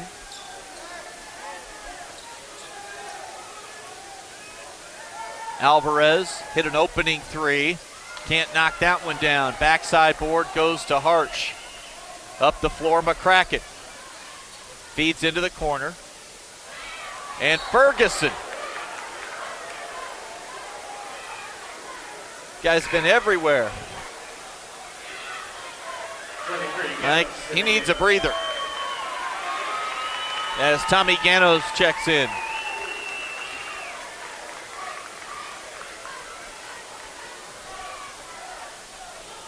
.320 to play. Dawson Moore from way outside. Got to check him. You got to know the scouting report. Dawson Moore's got in the gym range. Xavier Horst trying to answer back. Couldn't knock it down. Danger zone time right now for Gering. They trail by 15. Harsh up top. Harsh holds. McCracken open. Off the mark. Clean look, though, for Connor. Tough to rebound out of the zone, and Harsh grabs another offensive rebound. Wild play under the bucket. He dished it off to Parker. Some contact, and Chance Parker's going to shoot 2 at the free throw line. 2:48 to play. Probably get a visit from both head coaches at halftime from our girls' game earlier. Parker shooting 2 shots.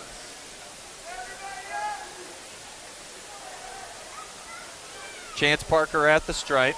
Came into the weekend at 73%, and Chance has his first make at the line. Scottsbluff now 3 for 5 at the free throw stripe tonight.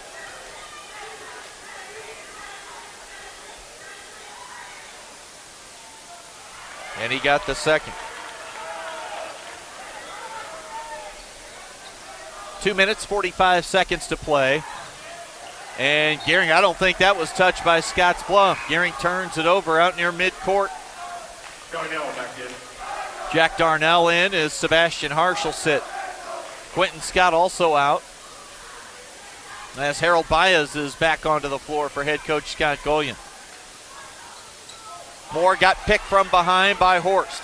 Horst will attack the rim and finger roll it off the square. Xavier Horst. He's got 7. McCracken quickly back the other direction. Ball loose, knocked around. Tommy Ganos comes up with it. 6th turnover of the game. They'll feed it right side. Horst, deep 3 wouldn't go. Offensive rebound, Alvarez. Alvarez in traffic, can't score. Horst got up to knock the ball away.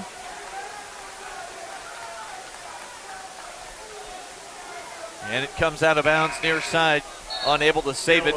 Back in bounds was Colton Ebers. Dawson Moore is going to sit as Josiah Diolis comes back on for the Bearcats, playing with 2 personals. Coming up on the 2-minute mark here in this second quarter. Scottsbluff leading by 15 here at Cougar Palace. Into the corner, Baez. Right back to Diolis. Pump fake on the pass. He'll kick it to McCracken. Connor really looking to attack off the dribble. Step back mid-range deuce, and it's good. We've got a timeout by Scott Golian. Connor McCracken now up to 12 points. 30-second timeout will stay right here. Fast-moving first half here for our boys contest.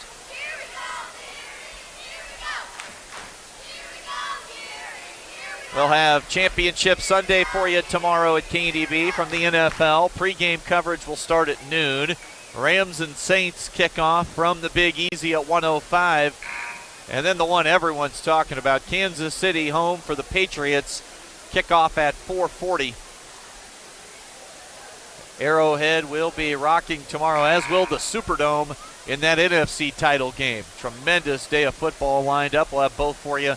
960, 100.3. 1:43 to play here in this second quarter in this boys matchup. Scottsbluff's been in control really since the first couple of minutes of the ball game, as they have carried over a ton of confidence from their performance last night, albeit a loss at home. To Abraham Lincoln out of Denver. Henry Alvarez can't knock down the 3. Up high for the rebound on the offensive end. Colton Ebers, mid-range J drops for Tommy Ganos. McCracken, tough angle, took some contact, it goes. And Connor with a chance for a 3-point play.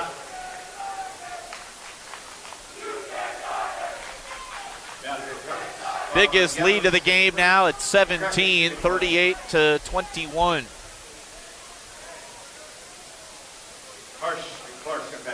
Clarkson and Harsh check in as Darnell and Chance Parker will take a seat. Quentin Scott going to re-enter the contest.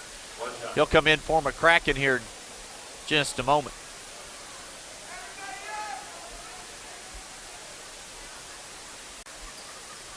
Connor buries the foul shot. Scott in the game. Connor will take a seat. Quentin Scott back onto the floor. 39-21. Gering's going to need a bucket and a stop at a minimum here to feel good about anything heading into halftime. Ebers open underneath, hit the underside of the backboard. Quick shot. Rebound comes to Scottsbluff. 1:02 to play. Open look. Scott, it's on the way. Couldn't knock it down. Offensive rebound. I'll say it again. Tough to rebound out of that zone. They've been able to find those bodies to check. Baez, open three. Harold's got his second tray of the half. This Scottsbluff team like night and day last night and tonight from really the rest of the early portion of the season. Playing with a intensity level and playing team basketball like I hadn't seen so far this year. They lead it by 21 as Darnell checks back in for Scottsbluff. Alvarez to Ganos. Tommy Ganos directs traffic. Ebers catches near the corner. Right back to Tommy. They'll swing it right side. Alvarez down low. Shields turns. Mini jump hook with the right hand. Short, rebounded by the Cats. They'll look for the final shot of the first half. Underneath, Clarkson puts it on the deck. Pump fake. Got it up for two. Sam Clarkson, his first bucket. It's a blowout right now. Final few seconds of the first half. 44-21. Tommy Ganos at the buzzer, and it would not go. Scottsbluff feeling good about things. On the opposite side, Gering's got work to do and adjustments to make as both teams head to the locker room. Halftime score tonight, 44-21 on the West Coast scoreboard. Exceptional care, right here at home. That's the mission of Morrill County Community Hospital. Morrill County Community Hospital is a 20-bed critical access hospital that owns and operates clinics throughout Bridgeport, including specialty outreach clinics and Morrill County Home Health Clinic, as well as Chimney Rock Medical Center, located in Bayard. Our dedicated team is committed to you and our community every time at Morrill County Community Hospital, Bridgeport, Nebraska. With the new year comes resolutions. Complete your resolution to replace your windows by calling Renewal by Andersen. And right now is your last chance to buy 2019 windows at 2018 prices. Plus, pay nothing until 2020. That's right. You will get 20% off every window and door, plus no money down, no interest, and no payments for 12 months. And free window diagnosis, free in-home estimate, and free removal and disposal of your old windows. Hurry. This offer ends February 15th. Call 472-2199 to take advantage of this offer before the 2018 prices are gone. Boys action at the break, all Scottsbluff. They lead 44-21. Time to catch up with Gering girls coach Steve Land. Coach, you guys got off to a good start tonight. Gering girls fall 60-51. Got off to a solid start. You had to feel good about the way you started tonight. Yeah, we did. We hit some shots. We moved the ball. We had a lot of energy. But it's that one quarter that's hurting us against good teams right now. And we just had a real poor – I think we took some bad shots in the second quarter. They ran out and got a couple layups. And then our defensive transition in full court wasn't very good. A couple of times we left them wide open, and they knocked down a couple shots. That was the difference. They built a 13-point lead, and we told them at halftime there's nothing we do about that, but focus a little harder. We had to cut it. Our goal was to cut it to 6 at the end of the third quarter. We cut it to 7, so we got it about where we wanted to, and that gave our girls a chance down the stretch. But we just couldn't hit that big shot, that layup that Paige passed up. She could have had a layup. We ended up turning the ball over a couple times, and then looked down the stats after the game, and we did some great things. We shot 78% from the free throw line. We finally outshot a team from the free throw line. We struggled with that a little bit this year. I think they had 6-7 field goals more than we did, but we were pretty much even with Scottsbluff from the three-point line, which usually they come out and bomb threes all the time, but they only hit 3 tonight. So, I think we did some good. We did find some deep. We switched some matchups at halftime. I think Garcia struggled a little bit. Put Liv Schaub 6-1 on her and backed her off of her a little bit. And I think she didn't like the length, and Liv did a great job on her. She got a couple free throws late, but overall I thought we did a good job on her. And then, Krintz didn't get totally off that. I haven't looked at all the point totals, but overall we just got to shoot the ball a little bit better. And I think there's about 10 differences in turnovers that we didn't take care of the ball good enough to win the game. Yeah, those live ball turnovers out on the perimeter that lead to quick buckets the other way are real killers. I know earlier this week you were really hoping to start to see more efficiency on the defensive end, hold some teams down a little bit. You give up 60 tonight, so obviously that's not really in the range you want. What do you think you need to do to tighten things up on that end of the floor? Well, I think we talked about it, Coach Plummer and I did after the game, and our defensive transition, it starts with shot selection. When we take a long three and they run out on us, we're not matched up. We're not finding people, so we got several drills we're going to be doing to get the defensive transition. I thought our half-court defense was pretty dang good tonight. Once we got them in the half-court, I think we made them work hard to get shots. A couple other things that we got to get better at is just recognizing, not trying to force things. Our new motion offense, we've only got about 10 days in on it. So we got to go back and do a lot of 5-on-0 drills, make sure they understand where they're at, and kids got to learn each other a little bit better. But I see this team improving, and I told them that after the game. I think we closed the gap. I think we're in a little bit better shape than we were last time we played them, and we fought them to the very end. I think we ran out of gas in the fourth quarter over there, and I vowed that we wouldn't do that again. They've been running harder in practice, and I think we've got them where we need to be. So, it's just a little bit here and there, and squash a couple of them runs, and we'll be right there with any good team in our district this year. We've talked about this a couple of times. It's been such a disjointed year.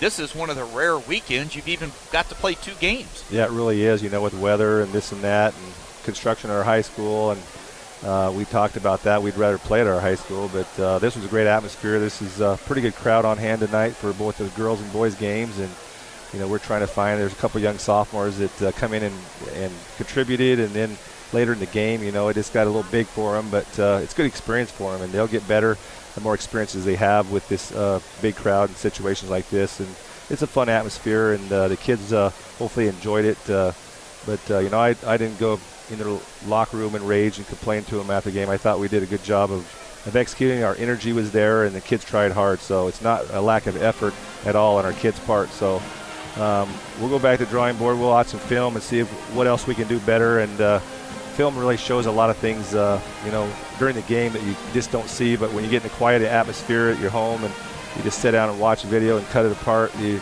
can see things that that we got to do better. Then huddles really changed the last couple of years, so we've got some great clips that you can just show certain clips instead of watching the whole video, which you don't get much out of. So we'll find 15 to 20 things in a video and just show them consistently what we got to get better at, and I think it really helps improve our basketball team. Coach, appreciate it. I know it's tough when it doesn't go your way in the win-loss column, but thanks for coming over and having a quick chat here at halftime of the boys' game. All right, thanks, Chris. You bet. Steve Land, Gering girls head coach, as the Lady Bulldogs fall tonight at WNCC's Cougar Palace by the score of 60-51. We'll take a look at the halftime numbers when we come back here in our boys' game right after this on KNEB. Come see the Very Hungry Caterpillar live at the Midwest Theater on January 21st. The story is told on stage through the magic of black light and fanciful puppets as it follows the wonderful adventures of a very tiny and very hungry caterpillar, as well as others' favorite stories by author Eric Carle. The Very Hungry Caterpillar live at the Midwest Theater on January 21st. For tickets, call 632-4311 or visit midwesttheater.com. Logos in Gering is the place to get all of your school spirit gear, personalized gifts, and promotional items for your business and employees, and banners for any special event. Logos is also the only place to stop for custom screen printing or embroidery. You can even design it yourself on their interactive website. Stop into Logos today. They'll design it, print it, and have it to you in no time. There's no job too big or small for Logos. That's Logos in Gering. Time to look at the numbers brought to you by Arby's, the meat crafters throughout western Nebraska and eastern Wyoming. Halftime score, all Scottsbluff. They are dominating action here tonight against rival Gering, 44-21. We'll start with the Cats that are on top on the board. Leading the way, Connor McCracken has 15 points, 6 apiece for Harold Baez and Dawson Moore. Both of those guys, well, Baez off the bench, Moore normally off the bench, but he got the start tonight. 5 points for Sebastian Harsh, very active in that first half. Connor McCracken mentioned his 15. Josiah Diolis and Chance Parker with 4 apiece. 2 points apiece for Sam Clarkson and Quentin Scott. By quarter, 19 and 25 scoring for the Cats. I had them for 6 unofficially in the turnover column. 5 turnovers for Gering. They went 12 and 9 is all offensively scoring the basketball. No one in double figures. Xavier Horst has 7. 4 points for Brett Pazanka coming off the bench. 3 apiece for Henry Alvarez and Cody Ferguson, and 2 spots for Riley Shields and Tommy Ganos. A look at the numbers here at halftime, brought to you by Arby's, the meat crafters throughout western Nebraska and eastern Wyoming. Second half action on the way for you in just a moment. At the break, all Scottsbluff, they lead 44-21 on the West Coast scoreboard. When was the last time you were at Teacher's Corner? We're now TC and more. Come see what you've been missing. Clothing, jewelry, flags, home decor, toys, American made. Stop in and see what you've been missing. TC and more, downtown Scottsbluff. The leaves are turning and the temperatures are cooling, so it's time to come harvest the deals at the Viera Wireless Fall Savings Sale. Right now, get your family high-speed, truly unlimited mobile data for just $35 per line with 4 lines. Prices have never been lower for unlimited data. Plus, trade in your current phone and get up to $500 off the latest iPhone and Samsung models. Those are incredible savings on the most popular and advanced smartphones. Don't miss out on our Fall Savings Sale.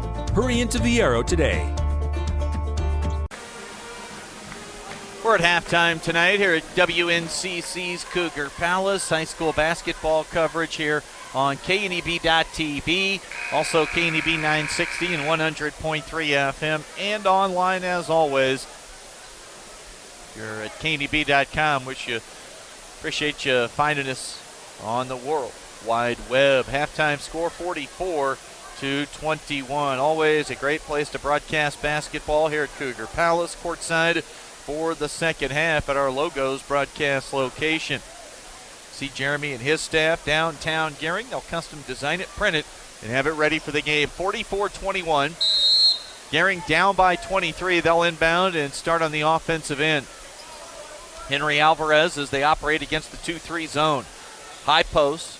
Now in the corner. Horst back to Evers on the wing right side. Evers probing on the bounce. Tough, wild shot over top of Sam Clarkson. Rebound comes off, grabbed by Big Sam.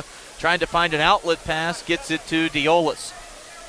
A lot of talking on the floor the last couple of nights for Scottsbluff. That continued right in front of me there with McCracken. There's a turnover committed by Diolis. 7th of the game. Sherrill unable to score. Right there trailing the play was Horst, and he's now got 9. Gering going to have to just chip away, maybe try to set some goals for every 2 or 3 minutes, which want to accomplish, stops and buckets. How about Sam Clarkson from outside? Sam Clarkson knocks down the tray. That not part of the defensive game plan for Gering the rest of the way. Bryce Sherrill underneath. I don't think Alvarez expected the pass. It was deflected away out of bounds. Biggest lead of the night now at 47-23. Scottsbluff leading by 24 points. Shills on the catch. One bounce off the heel of the iron. It drops. He's got a bucket. And a chance now for an old-fashioned three-point play. Second field goal for Shields. One shot. Lead right now at 22. Scottsbluff trying for the doubleheader sweep here tonight. Riley Shields converts at the stripe. Gering at the line now, just 1 of 5 for the ball game. Deolis lost the dribble. Ball goes out of bounds. And they'll say it was last touched by Deolis on the foot.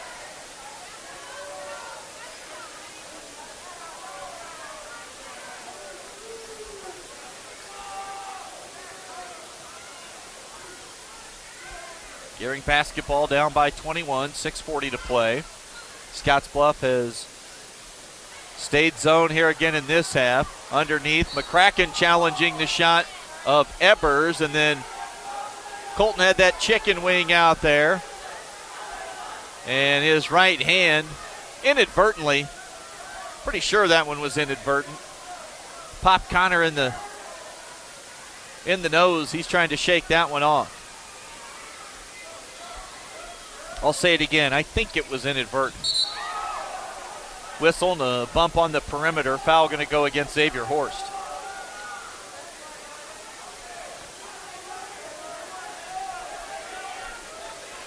On first, his second. Excuse me, 47-26. Darnell catches right wing. Swings the ball. Now Deolis on some dribble penetration, high off the square. Board. Darnell's got his first field goal. 49-26. Henry Alvarez, Horst. Back to Alvarez, right side, one dribble. He'll hoist from downtown, and Alvarez hits the 3 ball. Henry Alvarez. Alvarez has 6. He hit the opening basket of the game. And now we've got an offensive foul. That'll go on Deolis. He's looking a little bit frustrated here early in the second half. 4 in the game. Head coach Scott Gullion trying to keep his spirits up. He really battled through some turnover problems last night against an uber athletic club out of Denver. To finish strong did Deolis in that fourth quarter. Inbounds pass from Evers to Horst, right side near the corner. Alvarez swings it low, right to left. Nice ball movement along the baseline. Evers then hit the side of the backboard, just too deep along that short corner area. Dawson Moore to Clarkson. Connor McCracken being defended by Sherrill. Man defense right now from Gering. Left side. Bounce pass down low, Clarkson. Sam. And that'll be a travel. Oh, they got a foul on a push.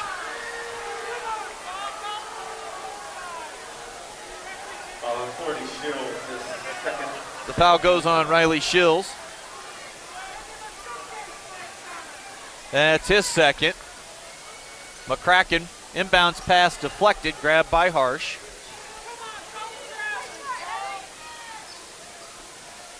Connor, 3 ball on the way, off the iron left side. Offensive rebound, grabbed by Dawson Moore. Scottsbluff will reset. Clarkson calls for a ball handler, finds Moore. Moore off a high screen from Sam. Now wing left side. Harsh going to lob it underneath to McCracken. Had a shot blocked by Sherrill. Ball saved along the near sideline. Out of bounds. It'll go to Gering. Full timeout taken by Scottsbluff. 4:52 to play in the third quarter. We'll take a break as well. Cats lead by 20 right now on the West Coast scoreboard. Did you jump ahead any breaks, or are we just going to... Exceptional care, right here at home. That's the mission of Morrill County Community Hospital. Morrill County Community Hospital is a 20-bed critical access hospital that owns and operates clinics throughout Bridgeport, including specialty outreach clinics and Morrill County Home Health Clinic, as well as Chimney Rock Medical Center, located in Bayard. Our dedicated team is committed to you and our community every time at Morrill County Community Hospital, Bridgeport, Nebraska. When was the last time you were at Teacher's Corner? We're now TC and More. Come see what you've been missing. Clothing, jewelry, flags, home decor, toys, American made. Stop in and see what you've been missing. TC and More, downtown Scottsbluff. Tonight, KNB.TV and KNB 960 and 100.3 FM, KNB.com as well. Chris Cottrell with you courtside at Cougar Palace here in Scottsbluff at Western Nebraska Community College. The Cougars' Gervais Green, the Husker signee, went over 1,000 points scored in 55 games in his Cougar career in a win today at Lamar. Underneath, Colton Evers, second crack at it, third. Wouldn't go for Gering. Offensive rebound a couple of times, still unable to score. Chills on that final attempt. And now McCracken with the basketball for the Cats. Connor runs in. Oh, and before the foul, they get the carry on Connor McCracken. I think that was a makeup call from him. A travel that was whistled as a foul earlier. 20-point lead for Scottsbluff. Ebers threw down a dunk last weekend. Inbounds the ball to Horst and almost turned it over.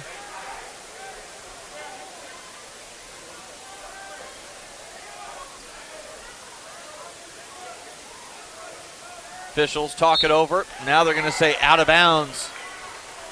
Touch last by Gering. It will go as a turnover. I've got Gering now with 7. Scottsbluff has 9. Diolis back on the floor. We'll see if he picks up his game right now. Dribble handoff goes to Harold Baez. Harsh out of the corner. That three off the side of the backboard.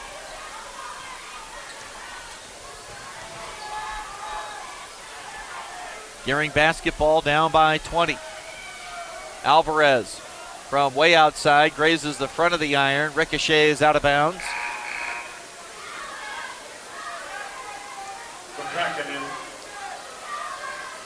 It'll go over to the Cats. Connor McCracken. 5 on the floor for each team. Let's reset it for you.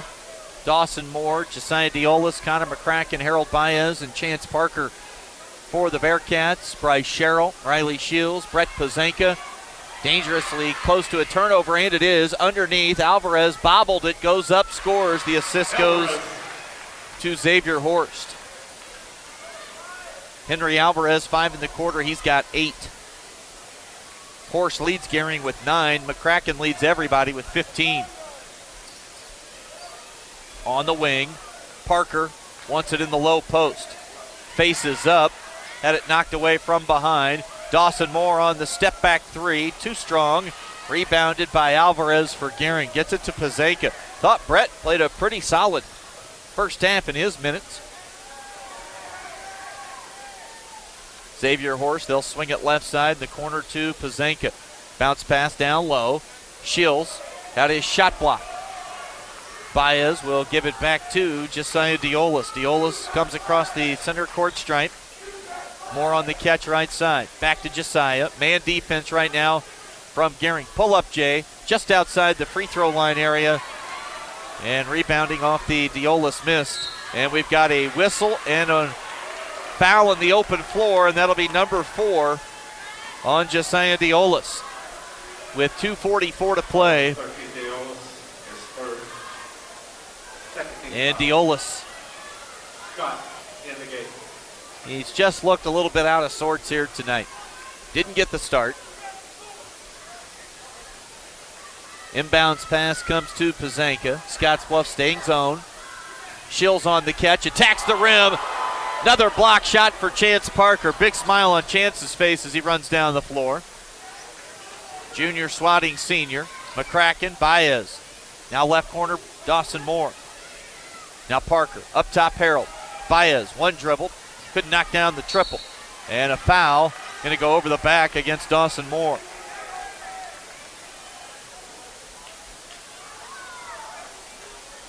On 25 Moore, his first 13th foul. 2 minutes and 19 seconds to play.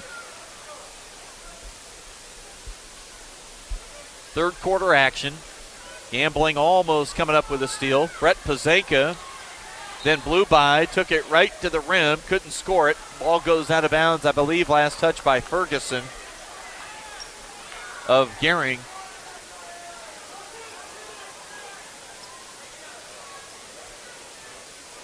And Scottsbluff will get the ball back, leading by 18. Coming up on the 2-minute mark here in the third quarter. Dribble handoff on the perimeter, and Chance Parker stepped along the sideline.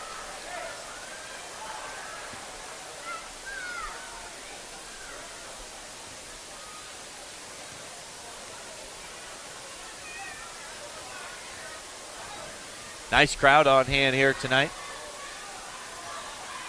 Horsch really hadn't gotten a ton of looks. Whistle and a blocking foul called against Scottsbluff. I believe this will go on Dawson Moore. His second here in the last few moments. Second 15th foul. Henry Alvarez dribbles through a little bit of traffic, and a little floater over top of Chance Parker drops through for Henry Alvarez, who has 7 in the quarter, and he's now in double figures with 10. Baez wanted it back. He was just telling Dawson Moore, back, give it back. He got it, missed the 3. Outlet pass intended for Horst, knocked away out of bounds.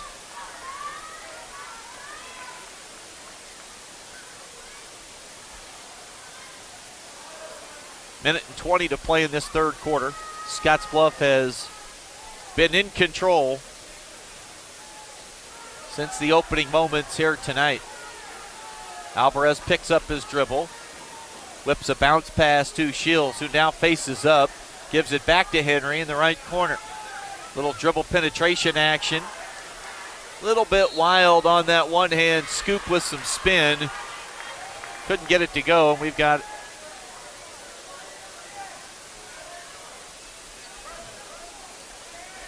what do we have there? Jump ball. Possession arrow gives it to the Cats. Baez on the push near side. One-hand bounce pass to Parker.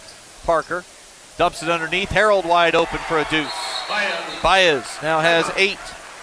Timeout taken by Scottsbluff. Full timeout. 47.6 to play in the quarter. We'll step away with them. It's 51-33, all Scottsbluff on the West Coast scoreboard. Full timeout, Bearcats.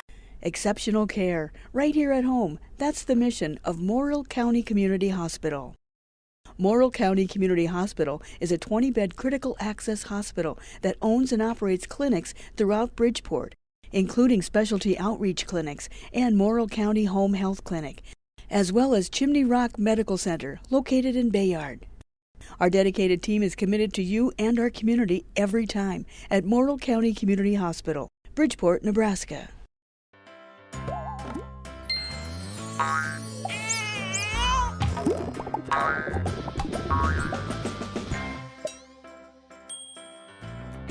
Care Heilbronn, State Farm agent, is here to protect all the moving parts of your life.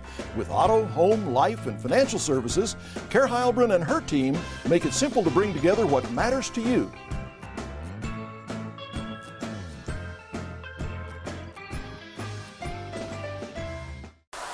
Good old-fashioned We Got Spirit, yes we do battle between the battling student sections here tonight.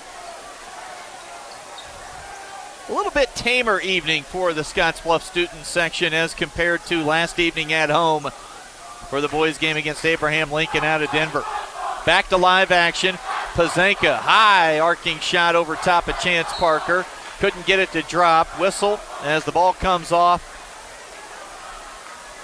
And we've got a foul called on the Bearcats.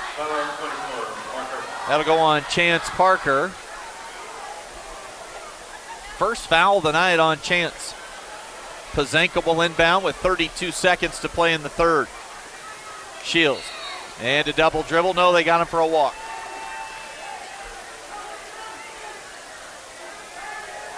Nine turnovers right now for Gering unofficially. I've got Scottsbluff for 10.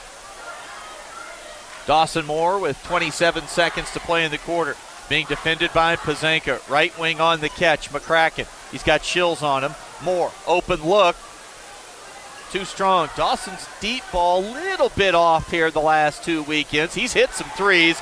And there's Mr. Sneaky. Sneaky D from Quentin Scott. He's got his second field goal. Both coming off steals. Cody Ferguson. And They did not check the clock as the buzzer sounds. 20-point lead for Scottsbluff after 3 quarters. We'll come back with the final stands in a moment. Cats lead 53-33 on the West Coast scoreboard. Exceptional care, right here at home. That's the mission of Morrill County Community Hospital. Morrill County Community Hospital is a 20-bed critical access hospital that owns and operates clinics throughout Bridgeport, including specialty outreach clinics and Morrill County Home Health Clinic, as well as Chimney Rock Medical Center, located in Bayard. Our dedicated team is committed to you and our community every time at Morrill County Community Hospital, Bridgeport, Nebraska.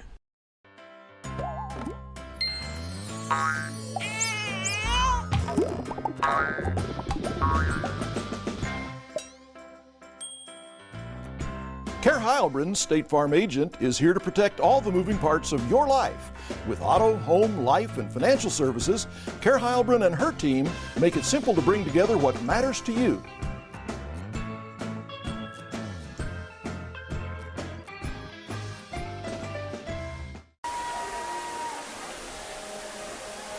Chris Cottrell with you tonight, KNEB TV, 960 100.3. And for more than 125 years, Wells Fargo Advisors has created wealth management investment strategies aimed at achieving their clients' personal financial goals. Call Ryan Windhorst at 632-7561. Together, you'll go far.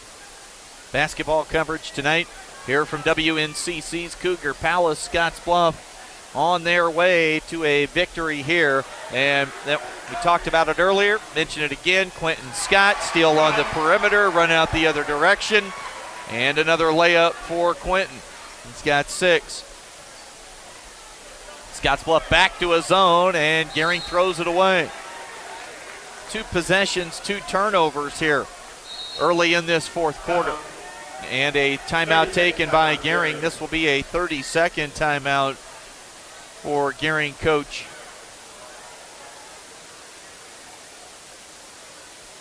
Rick Winkler. 7:37 to play in the fourth. It's been all Bearcats here tonight. 55-33.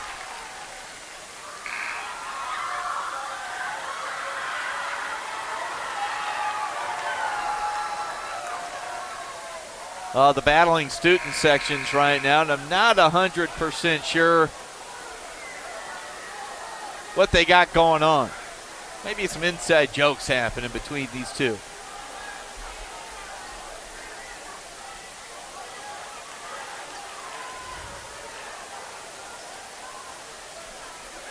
.37 to play here in the ball game tonight.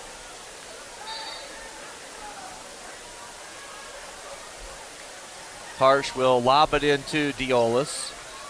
Josiah with Brady Radzimski defending. Radzimski in for the first time tonight.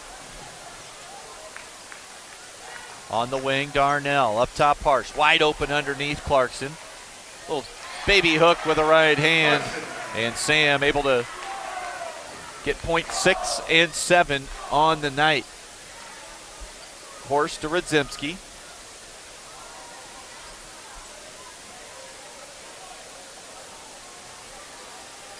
Brady bounced pass to Henry Alvarez. Connor McCracken will check in next dead ball.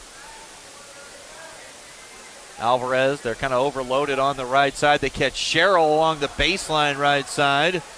Left it short, attacking the rim. Rebounded by Harsh, gives it to Diolis. Up the floor quickly, left side. To Darnell in the hold, and a foul goes on Colton Ebers. Nope, checked in. Bryce Sherrill picked up the foul. That's number 2 on Bryce Sherrill, the 6'4 junior. Minute and 15 seconds gone by in the fourth quarter. Lob it in. Harsh, nice look underneath. That's big to big times 2. Sam Clarkson just looks at him, tells him, nice pass. They share a laugh with one another. Harsh has been dialed in this weekend with his game. And Gering turns it over.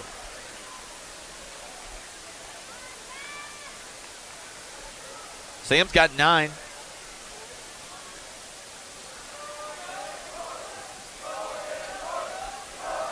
On the push, McCracken quickly into the front court. Circle the basketball back outside behind the arc. They'll run some offense. Connor gives it to Darnell. Jack gonna set a screen. Diolis goes the other direction. Off the square, Diolis. His first point since the first quarter. 2 minutes gone by in the fourth. Ebers lobs it to Horse. Horse gonna shoot one from way out there, about 27-footer, and Xavier Horse now with 12. Harsh brings the ball up the floor. Crossover dribble off the square. That would have got everybody off their feet. Oh, board Sam Clarkson, he pushed off.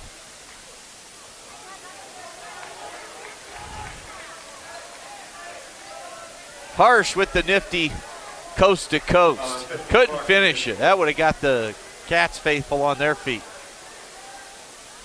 17 foul. In the bonus.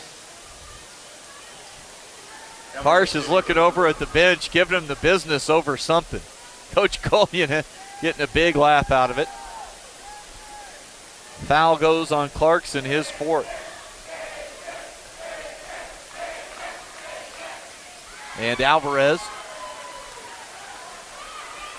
now has 11. 2 in double figures for the Bulldogs, 12 for Horst, 11 now for Alvarez. Too strong, offensive rebound. Sherrill, pump fake, left hand finish, no. Rebound to McCracken. Connor. And a foul in the backcourt goes against Colton Ebers. 13 Ebers.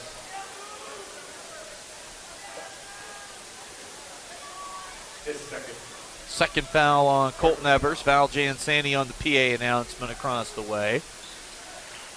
He had a front row seat for the action last night between Scottsbluff and Abraham Lincoln. We were reliving last night earlier, and we both were walking in the gym. Harsh goes strong, takes some contact, and 12 Alvarez. Henry Alvarez called for the foul. Harsh shooting 2 shots. Gering would drop to 4 and 6 with a loss. They trail 61-37 Scottsbluff. As Harsh hits a foul shot, he's got 6. Scottsbluff would get the record up to 6 and 8. Harsh too strong. Alvarez got the board, tripped over Radzimski, fell to the floor, and an easy call on the travel against Gering.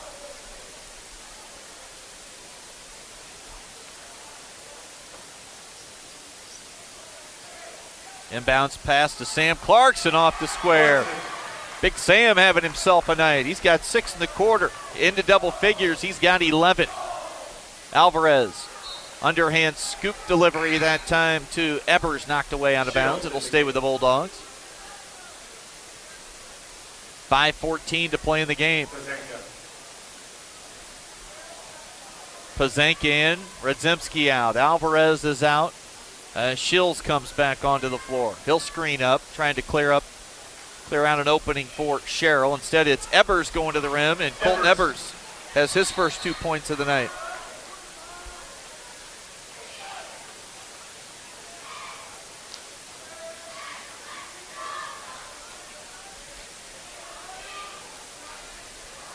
Well, I'm not sure what that visit to the scorer's table was about, but it'll be Scottsbluff basketball. Some full court pressure now from the Bulldogs with 5:09 to play. Fourth quarter's been a little disjointed here early in the opening 2+ minutes. They inbound the ball out near midcourt to McCracken on the bounce. Connor, slow up the tempo. Now to the floor, General Diolis, right side.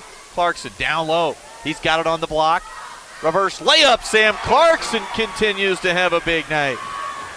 Sam's got 8 in the quarter, 13 for the game. I believe we have decided the Taco John's player of the game for Scottsbluff. Bryce Sherrill, mid-range pull-up jump shot.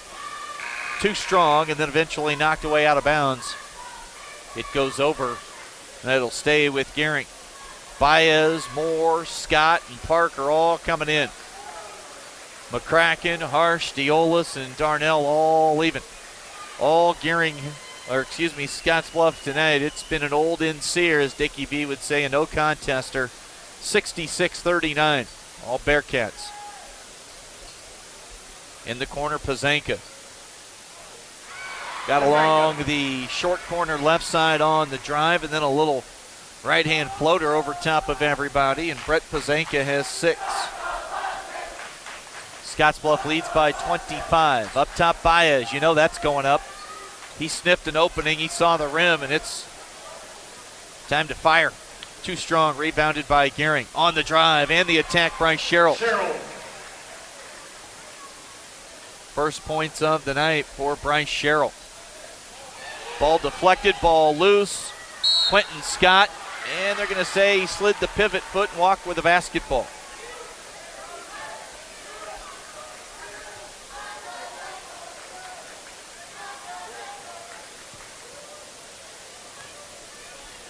Up the floor quickly, forced on the catch, back to Pazanka. They enter down low to Shields, outside Sherrill, mid-range jumper, elbow left side, Bryce Sherrill has back-to-back hoops. I believe that's a turnover. Inbounds pass went off the knee and out of bounds. Last touch by Dawson Moore.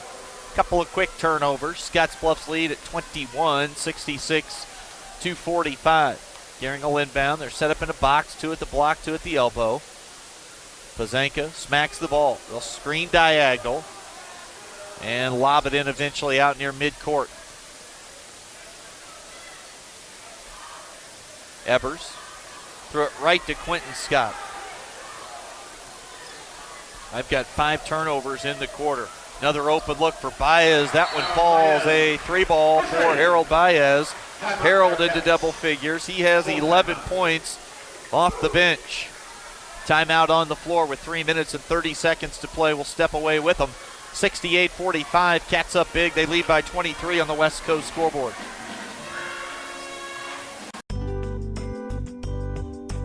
Come see the Very Hungry Caterpillar live at the Midwest Theater on January 21st.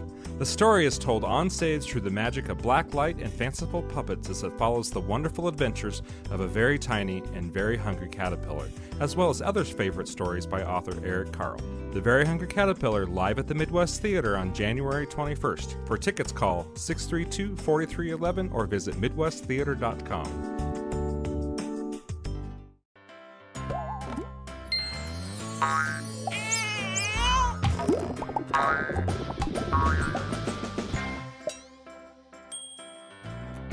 Care Heilbronn, State Farm agent, is here to protect all the moving parts of your life.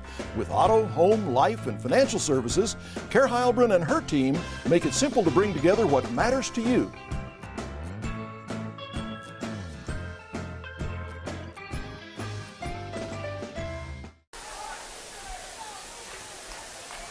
Prep basketball coverage tonight here at the KNB. Here on KNB, we've got TV and radio. Xavier Horst, right back to Sherrill. Sherrill with a lefty, can't finish. Heading to the rim. Rebounded by Henry Alvarez. X on the catch. Horst from way outside. That one wouldn't go. Eventually into the hands of Quentin Scott. Quentin wants to run. Trying to get the ball middle. Cut off there by Sherrill. Right side, Baez. Right back to Scott. On the catch, Dawson Moore. Top of the key, right side, Baez. Pass fake. Now Scott. Harold. Baez. And Chance Parker. Down low. Sam Clarkson has the touch from close in tonight. 10 in the quarter, 15 for Clarkson. Alvarez runs into Clarkson. Stood his ground, blocked the shot. And Parker missed the layup. Thought we might see him try to throw something down there. Up big. They lead it by 26. 71-45. Alvarez foot on the line. That'll be a long 2. Alvarez, timeout. And now we're going to see the benches clear just a little bit. 71-47.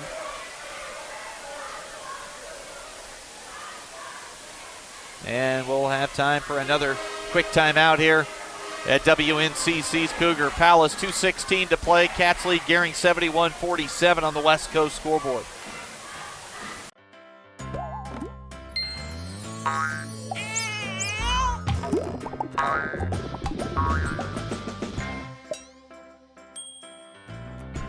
Care Heilbronn, State Farm agent, is here to protect all the moving parts of your life. With auto, home, life, and financial services, Care Heilbronn and her team make it simple to bring together what matters to you.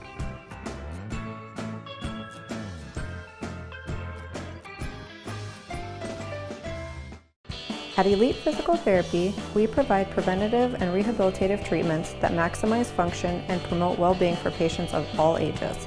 With 2 locations in Scottsbluff and Gering, we offer the convenience of you choosing your location with the same great services no matter where you go.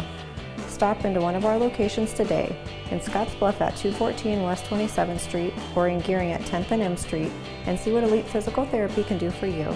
Treatment you need and care you deserve. Francisco Torres, Isaiah Mendoza, Quentin Scott, James Bruner, and Harold Baez on the floor right now for Scottsbluff. Bruner catches in the paint and scores. Under 2 minutes to play. Noah Longoria's pass intercepted on the wing. Quentin Scott goes to the bucket. Some contact from behind.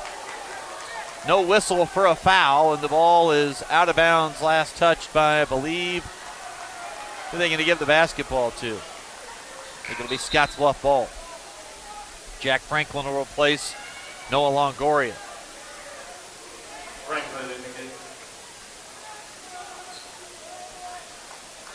They'll give it to Gering. Kyle Schroeder, Franklin, Andrew Schuler. Tell you this, Schuler won't be afraid to let it fly. Bounce pass down low. Tanner Ray had a shot blocked by James Bruner.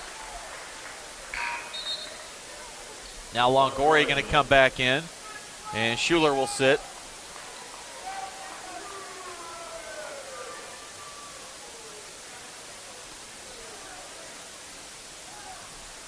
Minute and 32 seconds to play.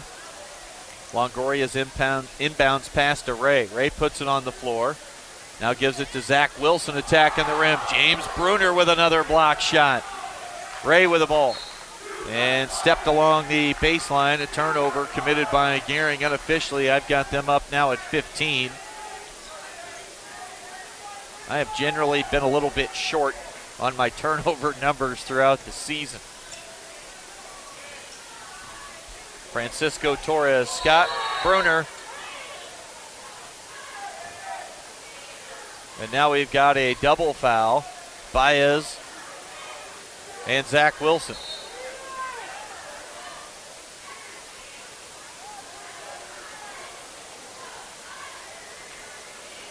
And I think they've both been kicked out. Wilson and Harold Baez have just both been kicked out of the ball game. Baez is being walked into the locker room by assistant coach Zach Bonus. I didn't see it. I didn't see what happened.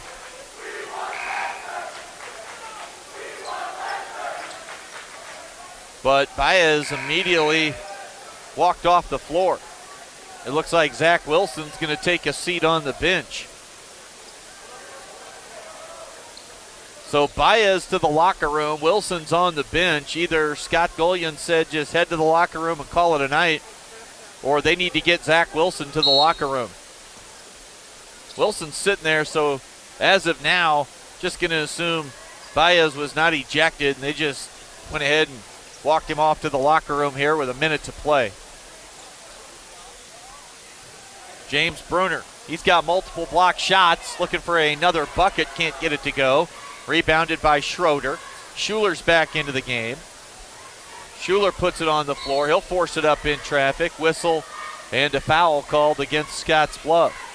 48.4 to play in regulation. The foul goes on Quentin Scott. First foul on Quentin.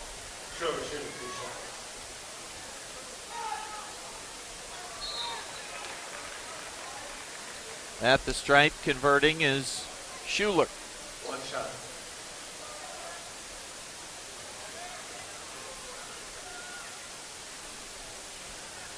Schuler gets a pair at the free throw line. 73-49. Inbounds pass comes to Dawson Moore. Tommy Ganos trailing.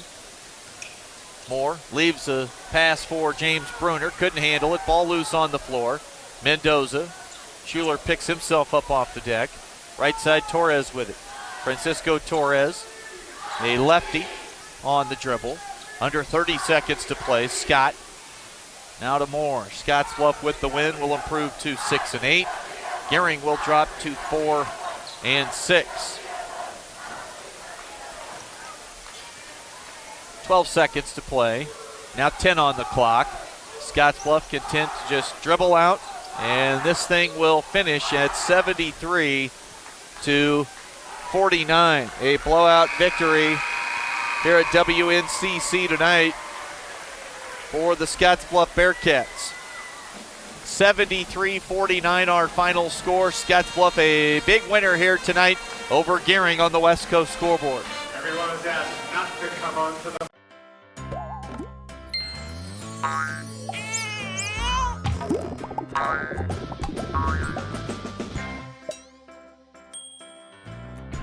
Care Heilbronn, State Farm agent, is here to protect all the moving parts of your life.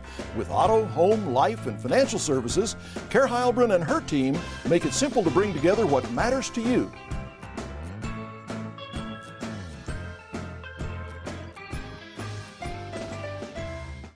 Exceptional care, right here at home. That's the mission of Morrill County Community Hospital. Morrill County Community Hospital is a 20-bed critical access hospital that owns and operates clinics throughout Bridgeport, including specialty outreach clinics and Morrill County Home Health Clinic, as well as Chimney Rock Medical Center, located in Bayard. Our dedicated team is committed to you and our community every time at Morrill County Community Hospital, Bridgeport, Nebraska. I'll check in.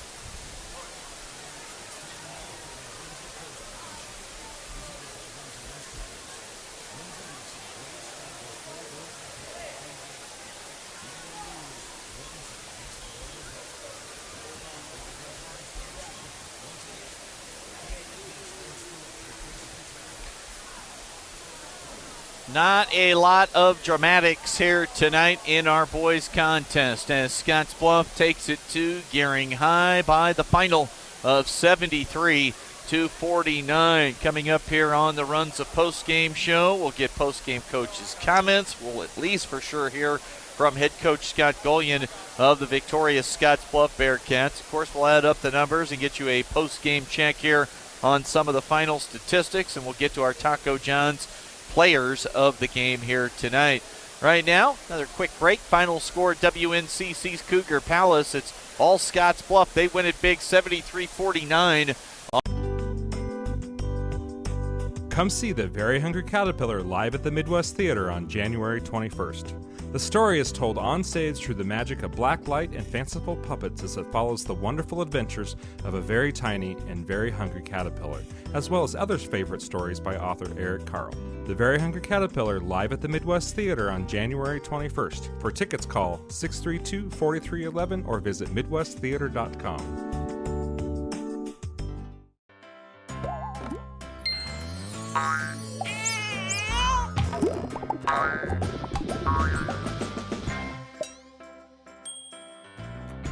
Care Heilbronn, State Farm agent, is here to protect all the moving parts of your life.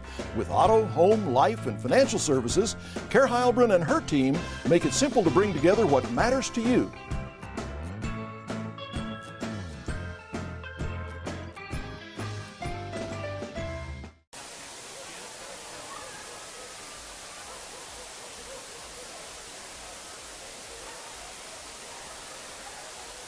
Chris Cottrell back with you courtside here at WNCC's Cougar Palace. Runs a post-game show.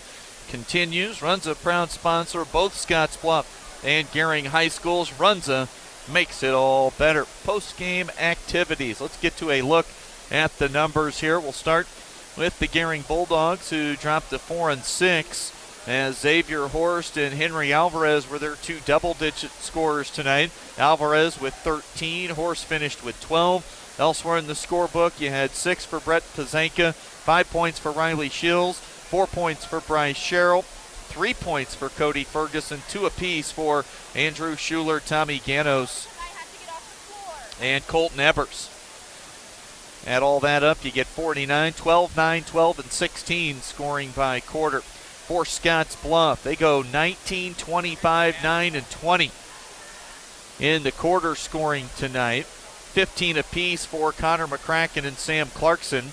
11 off the bench for Harold Baez.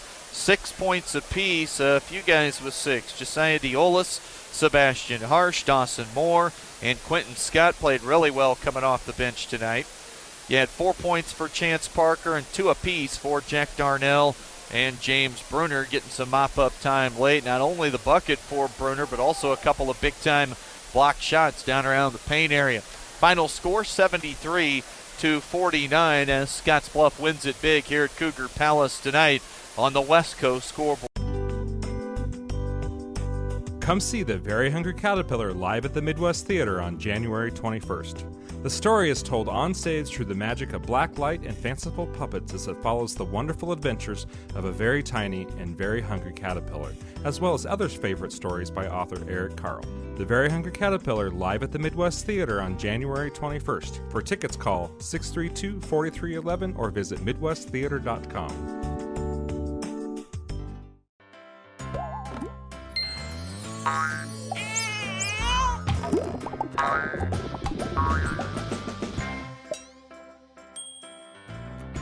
Care Heilbrunn, State Farm agent, is here to protect all the moving parts of your life. With auto, home, life, and financial services, Care Heilbrunn and her team make it simple to bring together what matters to you.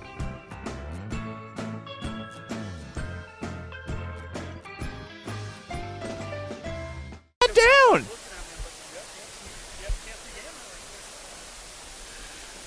Chris Cottrell back with you tonight on the Runs of Postgame show, wrapping things up from WNCC's Cougar Palace. Time to visit with Scottsbluff head coach Scott Golian. Coach, last night, kind of the emergence of this team, really, I kind of think we both agree with that, stepping up to the challenge, and you got the carryover tonight. Overall, what'd you think of the performance? Back wrapping up pregame activities here tonight on KNEB as we get set for the boys matchup. Scottsbluff and Gering. Time to catch up with Scott Golian. Coach, hold up just a sec. Let's get this headset on you. I might have made a mistake. All right, now let's do it. All right. Overall thoughts on tonight's performance? I thought we came out with a lot of energy. We were ready to play. We hit some shots early and kind of got going and built up a lead. And Gering fought back in it there in the first, and then we were able to extend it later in the first half by playing team basketball. I thought we came out a little flat in the third, and maybe, I don't know if it was having that lead or what that might be, but we were kind of just coasting and didn't play with as much energy, or maybe fatigue was hitting us a little bit from the night before. But overall, very pleased with how we played, and did some nice things with getting the ball inside. One thing I noticed here sitting courtside tonight, and I'm not sure if it's been this way throughout most of this season, both ends of the court, guys really talking to one another, communicating, directing traffic, making sure people knew where to be, really kind of a sign that maybe things are gelling. Yeah, I think we're getting some vocal leaders, and that was one of their goals, or one of their characteristics that they came up with was communication, and they're holding themselves accountable to it and really focusing on that.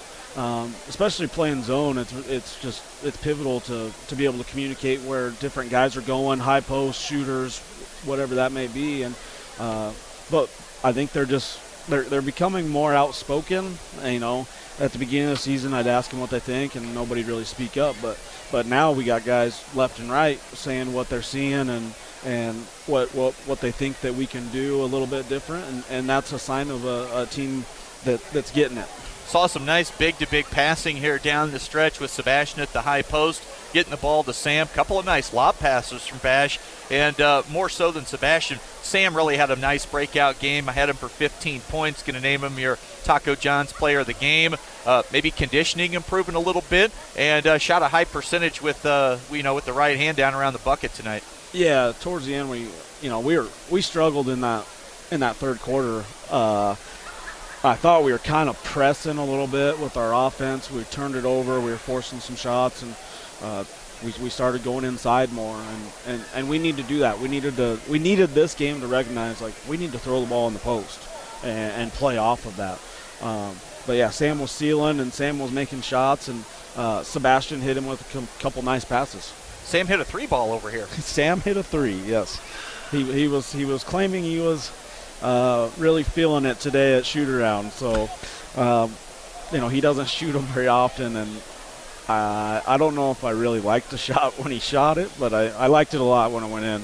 And then Sebastian got a rebound, went a little coast-to-coast, hit him with a crossover, mid coast-to-coast on the drive. Couldn't finish it, and then I see the two of you guys going back and forth, and it was a friendly back and forth, a lot of laughing, a lot of smiling.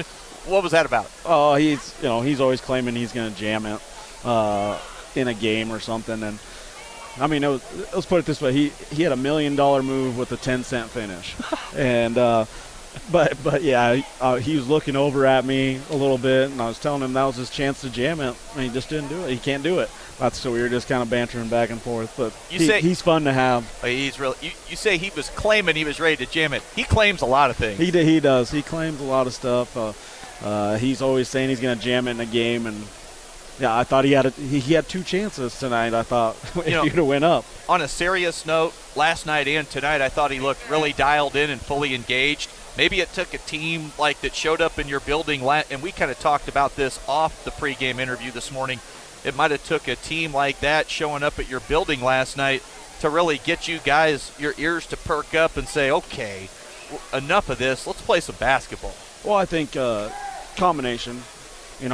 We had a team like that show up the week before too. Yeah. Similar, and we didn't rise up to the challenge. I mean, we did for a half, but yeah, it took a good team coming in, I think, and I think kind of in the long run, I think guys are just sick of what's going on and ready to start playing, and they put back-to-back games together now. You're going to sleep well tonight, aren't you?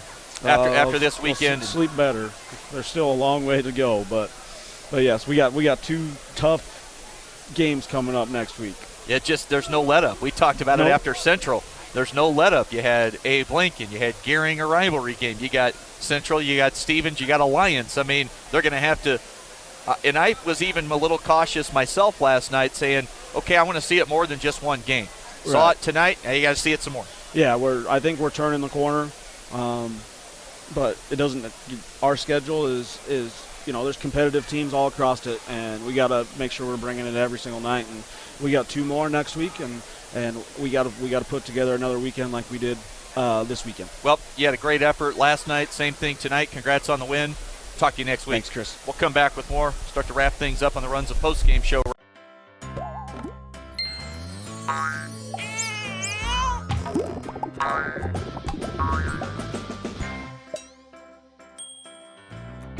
Care Heilbrunn, State Farm agent, is here to protect all the moving parts of your life. With auto, home, life, and financial services, Care Heilbrunn and her team make it simple to bring together what matters to you.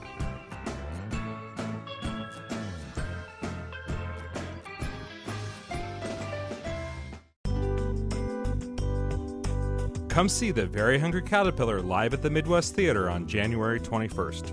The story is told on stage through the magic of black light and fanciful puppets as it follows the wonderful adventures of a very tiny and very hungry caterpillar, as well as others' favorite stories by author Eric Carle.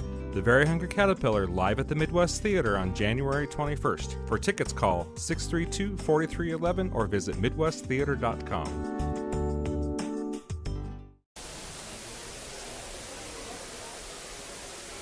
Chris Cottrell back with you on the Runs of Postgame show here tonight as we wrap things up here at Cougar Palace at WNCC as the Scottsbluff Bearcats roll here at the Palace against Gering. Our final score 73-49. Gering coach Rick Winkler finishing up another media obligation right now. We'll try to kind of hang on here and get a quick comment or two from Coach Winkler. First, our Taco John's players of the game. There's the game brought to you by Taco John's of Scottsbluff and Gering. Make Taco John's a game day tradition. Unwrap the original before or after every game. Already spilled the beans on the Scottsbluff side. We're going to go with Sam Clarkson who had his season best performance tonight with 15 points. That was tied for the team high. Connor McCracken also had 15. All of his came in the first half, but Big Sam able to take home Taco John's player of the game honors here tonight. As for Gering, Henry Alvarez had an early three and helped Gering try to hang around a little bit in that third quarter. He had 7 of his team high 13 in the third. Henry Alvarez, your Taco John's player of the game tonight for the Gering Bulldogs. Gering falls to 4-6. Scottsbluff with a win improves to 6-8. Again, quickly, we'll have Championship Sunday from the NFL for you tomorrow, right here on 960 and 100.3. Pregame at noon, and then kickoff at 1:05 for the Saints hosting the Rams. And then we'll wrap things up and have our Super Bowl set when the clock hits 000 in Kansas City with the Chiefs and the New England Patriots. Final score here tonight, 73-49. I think we'll cut things short right now, unless Coach Winkler is able to get up off the seat in just a moment. Final score, 73-49, as Scottsbluff bounces back from a heartbreaking loss at home last night, 88-86 to Abraham Lincoln High School out of Denver, and they wrap Gering tonight, 73-49. Big thanks to all of our camera operators tonight, and executive producer TJ Albright and Olivia back at the KNB studios handling things on the radio side. Final score as we wrap up high school hoops for the weekend here at WNCC. Gering and Scottsbluff. Scottsbluff sweeps the doubleheader. Girls winner 60-51. Boys big 73-49. That'll do it from the Palace. Have a great rest of your Saturday evening, everybody. So long and good night.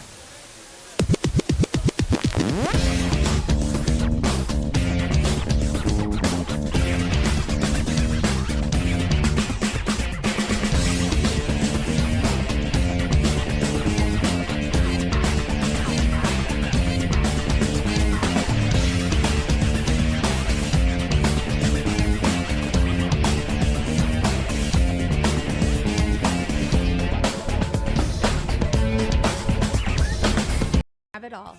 We also have mimosas and red beer on. Why should you come out to Double L Country Store in Banner County? Because we serve locally raised beef, chicken, and bison, and our hamburger buns, cabbage burgers, and pies are homemade every day. Breakfast is served daily from 8 to 11, with all-you-can-eat pancakes on Saturday. Or join us Friday nights for Burger Fest. Choose from 6 specialty burgers or build your own. And for dessert, make sure you save room for one of our homemade milkshakes. We are worth the drive here at Double L Country Store on Highway 71, just 10 minutes south of the Wildcats.